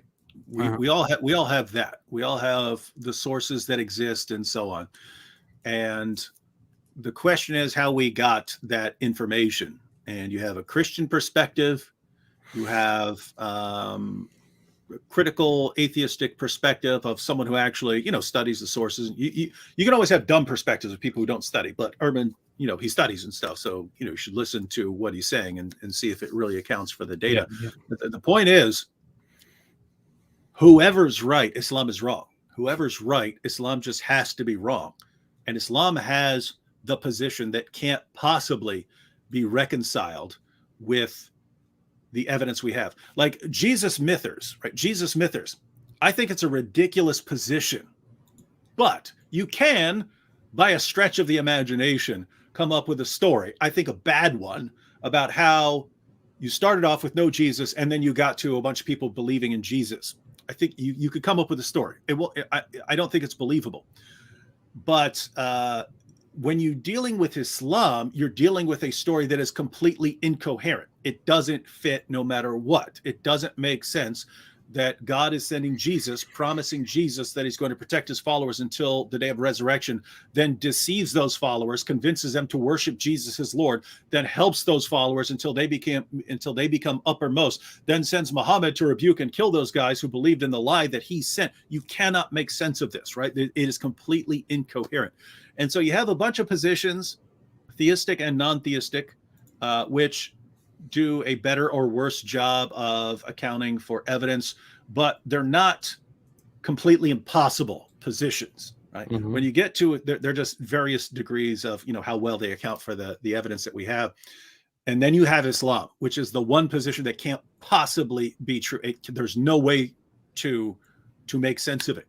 And Muslims, if you don't believe me, tell your scholars to come on and we'll just iron this out. Like I want a coherent picture that actually fits the evidence we have and it fits what the Muslim sources say. So show me, given them what the Muslim sources say, how we got to the evidence we have. You can't do it because it's impossible. You can't, what your prophet said, he shot himself right in the foot, because that's what happens when you appeal to Jesus and completely contradict him, right? You appeal to his followers and you completely contradict them. It just doesn't work out. True. All right, that's fantastic. Thank you so much, David, for joining and for doing the whole thing that you did. Let me quickly read the super chats that we have here before I forget them. I know you have a lot of time. Okay, Mango Tea made a super chat and said, "Why is it that Islam makes you angry, lazy, and ignorant? Many Muslims have these traits." Well, I wouldn't say that. I would never say something like that. I would say though that Islam made me angry back in the day. It also made me ignorant, and maybe it made me lazy. It's just, I don't know. It has certain aspects. It teaches you to be hostile. It is very authoritarian, and if you are under constant pressure, under constant authoritarianism, you will likely become very angry and very hostile. And if your religion teaches you that you should only believe in this one thing and nothing else, that will make you ignorant. And that, I would say, is an explanation to that. I would say that Islam actually, I mean, you can see why in Islam it would lead to things like that, right? Because you're the best of peoples, other people are the worst of creatures, and yet they very frequently turn out to be much more powerful than you. And you get this sort of rage building up. Why are Why all is this these happening? why are all these people and then these other people, because they're more powerful than you, they can insist on rules where they're allowed to criticize your prophet and point out the obvious lies of your scholars and apologists. And that just How can they do enrages that? them, enrages them. What we can say is, even though Islam would cause this, we can be thankful that so many Muslims in the world live far better lives than what their prophet called them to. Right, so that's why you have Muslims who are some of the most friendly people in the world. They're not falling for it. Yeah, Adolf Hitler made a chat here and said, "I converted to Islam because of apostate prophet." Zagros Eskan said, Alhamdulillah, another convert to Islam. This is because they saw that it was true from Bart Ehrman. Zagros Eskan made a super chat and said, "AP, you know the answer, my man." I know the answer, but I don't want to ask David Wood controversial questions here. Yeah. We're not going to do that. Alex Tremor Del Norte said, Bible says he who denies Jesus shall be denied by him. That's not how a secret a Christian can be. People would avoid it to the point of martyrdom, just saying. Yeah, but hey, there is something behind that whole strategy. I will one day, maybe in a year or so, I will come out with a book and say, hey, I converted to Christianity and here is my story. That's how I will probably do it, I guess. I'm not sure at this point. Mango T made a super chat and said, birds born in a cage think flying is an illness. Best summarizes Islam. Thank you for that addition. Allah Azza wa Jal said, nothing. It just made a super chat. I appreciate it very much. Thank you so much. Allah made a super chat here. Thank you, Allah. Raman Sharifi made a super chat. Didn't say anything. I appreciate it. Rakesh Govindaraj said, secret Christian. Yeah, I am a secret Christian. Don't you know? Do you not know that I'm a secret Christian? And finally, again, Allah made another super chat and said, I am the greatest of deceivers. Read my book. Duh. Very nice. Very nice. I appreciate it. At least he's admitting it. Yeah. Ramin Sharif, he said, well, he admitted it in the Quran too. So that's the thing. That's what I like about Allah. He is at least a little bit honest about his intentions there.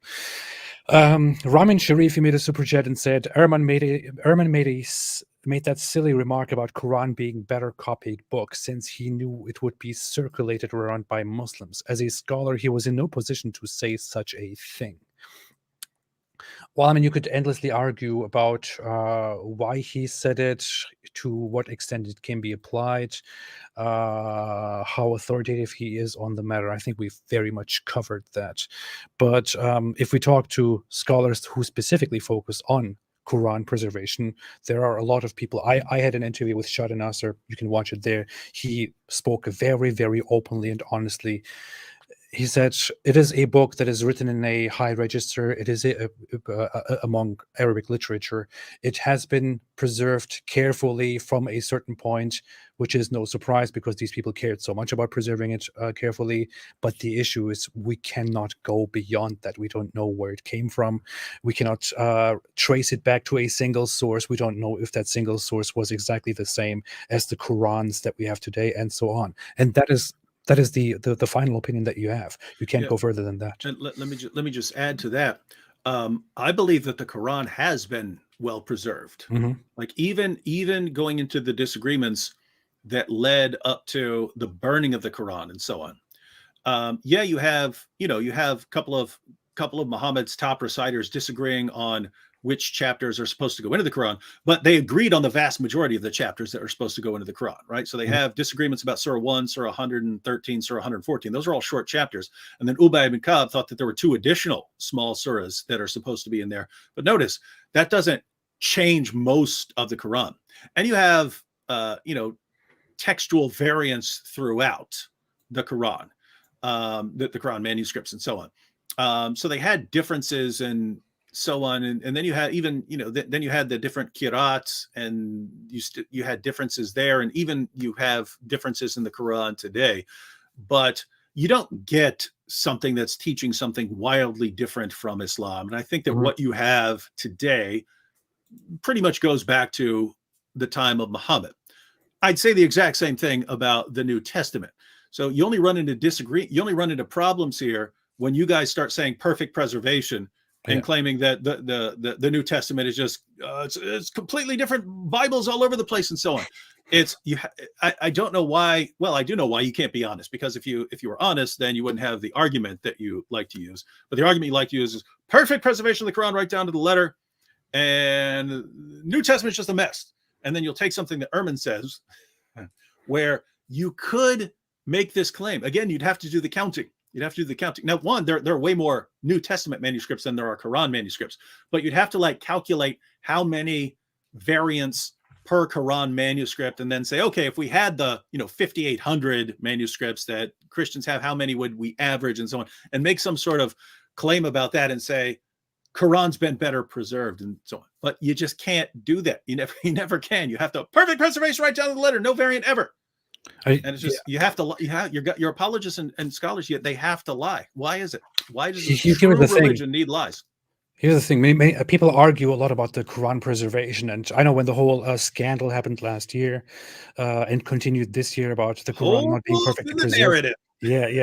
It was amazing. It was very nice. It was very Awesome. It was hilarious. The issue is, I made a whole video about why I don't really care about the preservation of the Quran. It's because I don't deny that there is a preservation that is good, but that's what you expect. I would expect the Muslims to preserve the Quran perfectly. They are supposed to preserve it perfectly, because that is the big claim. That is the core claim of this religion. They are supposed to preserve it perfectly. It wouldn't be very impressive that they did it. They are supposed to do that. That's what you would expect from them. The issue is, it doesn't really matter. I mean, to me, it doesn't really matter. I think a miraculous preservation or a near miraculous preservation, even that in that case it wouldn't be miraculous, would be if we had a physical book that came into existence in Muhammad's time while he was there during his prophethood. It came, or maybe even it descended from the sky, I don't know, and that book still exists exactly as it was, with Muhammad's signature on it. That to me would be a fantastic, perfect preservation. Of course, we don't have that. Why don't we have that? That would be a preservation, as I see it. We don't have it. What we have are manuscripts that apparently lead back to a certain source. Yes. And the issue is, I could even say, hey, maybe it was perfectly preserved from Muhammad's time. Maybe it is exactly as Muhammad spoke it. But the issue is, even if that is the case, so why in the world would I trust this book that was apparently perfectly preserved, but that is also very stupid, and that doesn't have much knowledge in it, that is in contradiction with the knowledge that we have about the natural world, that says a lot of ridiculous things, that contradicts with knowledge that we get from different religions, and so on. I mean, it is not a source of great knowledge. I don't care how preserved it is. That's the issue. And, I'm still stuck. I'm still stuck on the why do you need to lie about the? I mean, why do the apologists and scholars always need to lie? Yeah. And then the ones who tell the truth, they get into all sorts of trouble, right? Yeah. When you have someone like Yasser Qadi starts, I don't want to say, got some problems here. Don't have this conversation in front of people, and Hijab pushes them on it anyway. Then there's a huge backlash. How dare you state some facts? And then you have to delete the whole podcast. You have to delete the whole thing because you're in too much trouble over it. Yeah. It's like, you can't do that. Hani made a super chat and said, if everything had a beginning, what came before God? Yeah. That's not a question that I want to go into right now with David. That would be a whole live stream. Yeah, and But- you'd have to say who's agreeing here that everything had a beginning. Yeah, yeah. Right? If you want to say the universe had a beginning, Exactly. agreed. If you want to say Exactly. everything had a beginning, you'd need some sort of argument for that. There is the issue that's where my whole problem with cosmological arguments starts to begin with, and with the specifically with the Kalam cosmological argument starts to begin with. It makes certain assumptions in its premise that you need to first argue on for a very long time, and I don't think we have time for that today anymore. Live through Romans 8:29 made a super chat and said, David, how can you miss Romans 9:5, where the scripture directly refers to the Messiah as God? I think that comment was from back when I was reading Philippians 2. Yes. The reason I was quoting, you can quote multiple verses from the Apostle Paul where Jesus is clearly divine. I was quoting specifically chapter 2 of Philippians, because there Paul gives something, and he's not just saying it himself. He's saying something that was an early Christian hymn. Mm-hmm. So this had become, it would have become common to sing songs about the deity of Christ by that time. So showing that it doesn't seem to be as late as you'd expect, given Ehrman's theory. If you want Romans 9:5, to them belong the patriarchs, and from their race, according to the flesh, is the Christ, who is God over all, blessed forever. Mm-hmm. So yeah, the reason I wouldn't immediately go there for the discussion we're having is if someone says, who cares what the Apostle Paul says? Yeah. Maybe that was just the Apostle Paul. Whereas, with Philippians, it's something, he's quoting something else. He's quoting something else that was popular among Christians. Absolutely. Oliver Spiridon, thank you, by the way, for the super chat. Oliver Spiridon, I already read that. Cedric said AP got destroyed by Ehrman. Can everyone please stop getting destroyed? Hard Ali Dawa. Oh yeah, man. I will publish a video tomorrow, probably, in which I will show how they distort footage, and then probably another one in which I will challenge Alidawa to present proof that I said to him very horrible It's things. good. Yeah, I recorded a video earlier that I'm going to post, but I think tomorrow I'm going to get back to. I've been wanting to go through. You and I talked about this a while back. I want to keep going through the scientific claims. I know they're so bad, but it's like the Islamic apologist approach is, let's throw out so many lies so quickly no one can ever respond to them all. And that's just the response. So if we keep lying about the Quran, keep lying about the Bible, keep lying about Jesus, keep lying about Muhammad, keep lying about science, keep lying about all these things, keep lying about all the other atheists and Christians out there, we just keep lying to everyone, then eventually they'll eventually give up because they won't be able to respond to all the lies. Interesting stuff. I got that book too. I got this book because you asked me to look at this. This is from the Honorable Medical Doctor Zakir Naik about the Quran and modern science. This is one of the dumbest books that I've ever read. I have to be very honest about this. I'm very sorry. I have to be so blunt, but it's one of the it's one of the dumbest books that I've ever read in my life. It's horrible. I'm serious. I'm not exaggerating. I read Islamic books that are good. I read Islamic books that are actually good. I read books by Islamic scholars that are actually, very well written and that actually, seem to make sense. It's just that their premise is very flawed. But this book here, it's so dumb. Yeah, and the real problem is, see, there are situations where someone can say something that's completely false, and I don't think he's lying. I just think he's mistaken, right? Like when a Muslim comes up to me and tells me, "Oh, the Quran contains this miracle," I don't think he's trying to deceive me. He's listened to someone else. That book, which by the way is almost word for word from his lecture on the subject, it contains numerous so-called scientific miracles where if you've actually read the passage, there's no way you could say that with a straight face, right? In other words, lying. In other words, he's clearly lying. And this goes back to what we're talking about earlier. I mean, think about this: hijab, Ali Dawa, Zakir Naik, all of it. Like, the bigger the liar you are, the more popular you become. And why is that the case in this religion? Yeah, absolutely. All right. We'll come to that. We should definitely go through those things in this book. That would be fantastic. When we should debunk them one by one. We'll talk about that. Basic made a super chat and said Muslims are going to clip the part of the video where David said the Quran has been preserved. David is a secret Muslim. We should do that. I should do that. Oliver Spiridon said, I have a master diploma. I am a medical doctor. And finally, Monica Benet said something, but then retracted the comment. But I appreciate it. Thank you so much. All right, that's it. David, that was good. We are at 3 hours. That is good too. I think it's time for us to go and to be back very soon with more. What do you think? Yep. Oh, and I've got a video to post. Oh, yeah, you should post that video. Come back. Should be up in about 15 minutes. 15 minutes. Oh, 15 minutes. Okay. I have to go do lots of different things, but then we will come back with some projects together as well soon. All right, everybody. Thank you for viewing. Thanks for this very nice stream. I think this was very beneficial. By the way, did you see my my parody video of of Bart Ehrman and Mohammed Hijab? It's called Bart Ehrman Roasts Islam. Did you No, see? Why is it good? Let's watch it together. I don't know if you've seen the interview of Bart Ehrman and Mohammed Hijab. No, I did not. I kind of made a parody of it. I heard it. I heard it was similar to the Yasser Qadi interview, in that it didn't go the way. It was disastrous, and Yeah. I just made a parody with the. It's a very obvious joke video. I'm not distorting his answers, but just making fun of it. Here. Okay. Wait a minute. Share. Hey, based on someone's comment that I saw earlier today, I thought it would be fun. A skit we could do is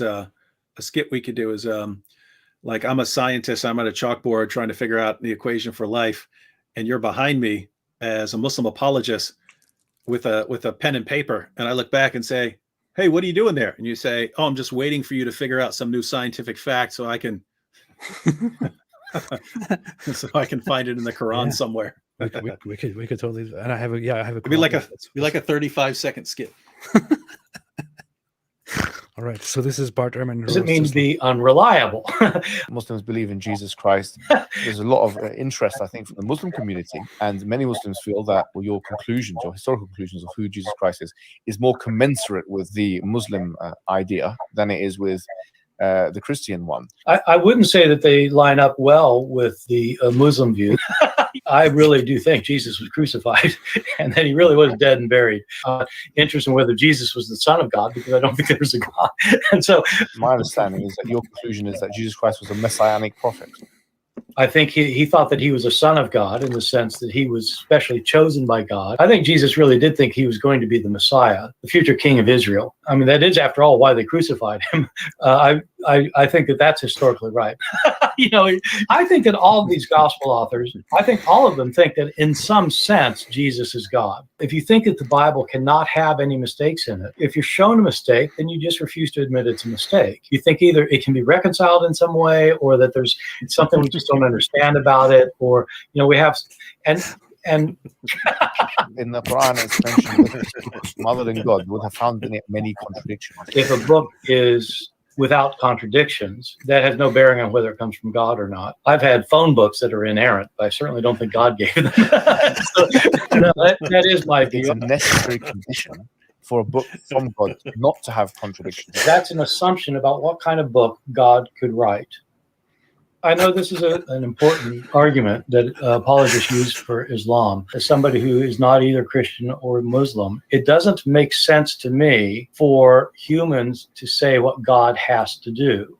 If God wants to make a revelation, it has to be this, this, or that. You're talking about somebody who's beyond your imagination. Well, there has to be something within revelation which distinguishes it from human speech, so as to act as an evidence. Yes, I know that's your argument. I'm saying, who says it has to be? You are. If it's not, then anyone can claim prophecy or prophethood, right? Well, the Christians say that's what the Christians say all Muslims are doing. They're just claiming things for themselves. in the past, prophets came with kind of visual miracles. The final prophet, who we believe Prophet Muhammad, he came with something that can be analyzable in our times. If it's analyzable in a sense that you can distinguish it from human speech, and so this would be the argument that we would put forward. Yeah, no, I know, and I don't buy it. Suppose he did not call himself God. That would not mean he's not God. I don't call myself a pain in the neck, but that's a pain in the neck. And I don't buy it.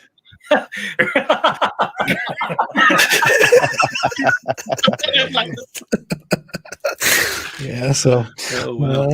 Yo, but do you notice the mentality of your job? We're talking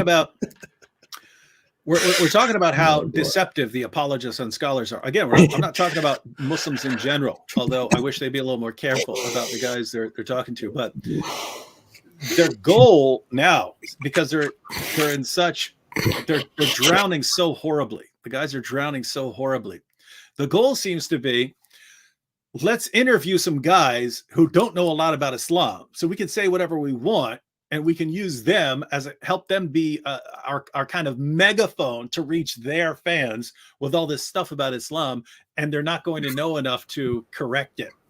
And so, hey, let's see if we can get an interview with Bart Ehrman. He doesn't know a lot about Islam. Let's see if we can get an interview with Jordan Peterson. Let's see if we can get interviews with these guys, and that way we can deceive. It's this race. Can we deceive people faster than other people can correct all the lies? And it's like, okay, we've got our method now. It's not working very well. Let's get a bunch of these other guys on our shows to try to get more of a following, so we can ramp up the speed of our deception. And wow, I don't know how reflective that was of the entire thing. But yeah, based on those clips, that look like, it's funny because I mean, how dumb can you be? Do you really think Ehrman's going to go, wow, you're saying your book, blah blah blah blah blah? I guess I'll convert to Islam. How do I do it? How do I do that? By the way, oh, no problem, brother. You just recite this. Oh, okay, la ilaha illallah. Like, they're really expecting Ehrman to agree with Oh boy! Wow. It's so funny. He was like, he had this interview for about 40 minutes with him, and he used like half of it just to preach to Bart Ehrman about how amazing Islam is. Wow. And you can see it in his face. He's just like, what's amazing is, oh my god, there's a reason for the deception. I mean, apart from you have to deceive if your position is not correct.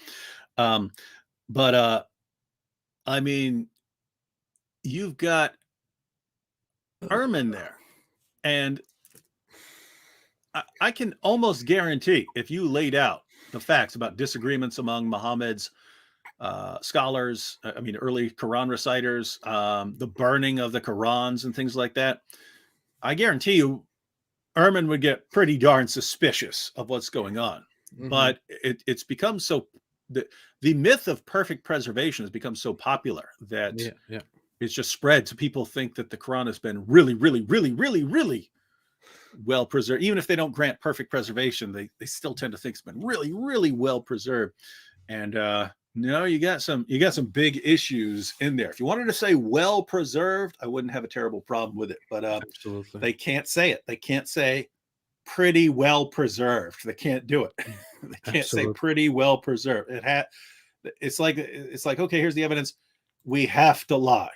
Yeah. We have to tell a lie here. We cannot just state the facts. Yeah, all I want to say is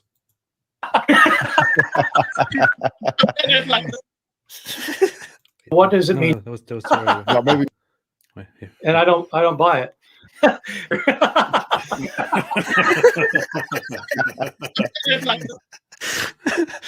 Oh boy, that was good. He seems like a funny guy.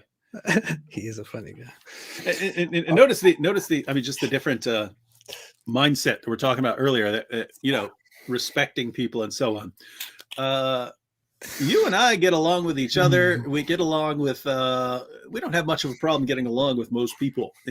But you got the Muslim apologists, and they just view everyone as their enemy who has to be crushed and destroyed. Yeah. And they'll put up with you insofar as they can twist what you're saying to get some benefit to Islam. Other than that, you have to be destroyed. But it's not just people they view like that. Notice it's everything, right? The Bible is something that we're to try and squeeze out some proof of Islam, and science is something that we have to twist and stretch and try to squeeze out something for Islam, and each person is something we have to try and twist and squeeze out some evidence for Islam, and there's just this perpetual rage that it's not going on.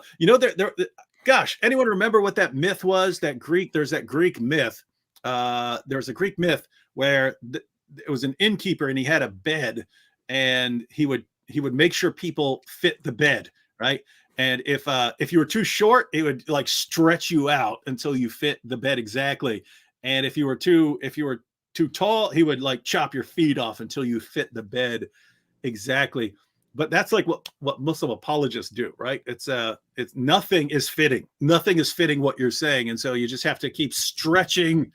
You have to keep stretching things and chopping stuff up to get them to agree. Procrustes, the Procrustean.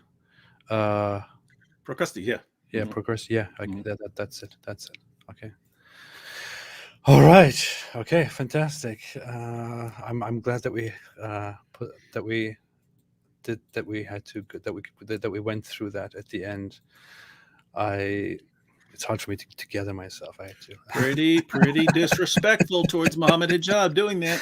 Yeah, he did some really hard work there, and I should be respecting that a little bit more. It's just very sad. I feel sad for him. That's why I feel bad about laughing. Yeah. So thanks for joining, everybody. Thanks for watching. Thanks for being here. I will see you again very, very soon. We will see you again very, very soon. Have a fantastic day. Oliver Spiriton made a final super chat and said, "Sister, don't go to AP and DW. They are the enemy of." Oh yeah, did you see that video too? That was like a while ago. This guy Hamza.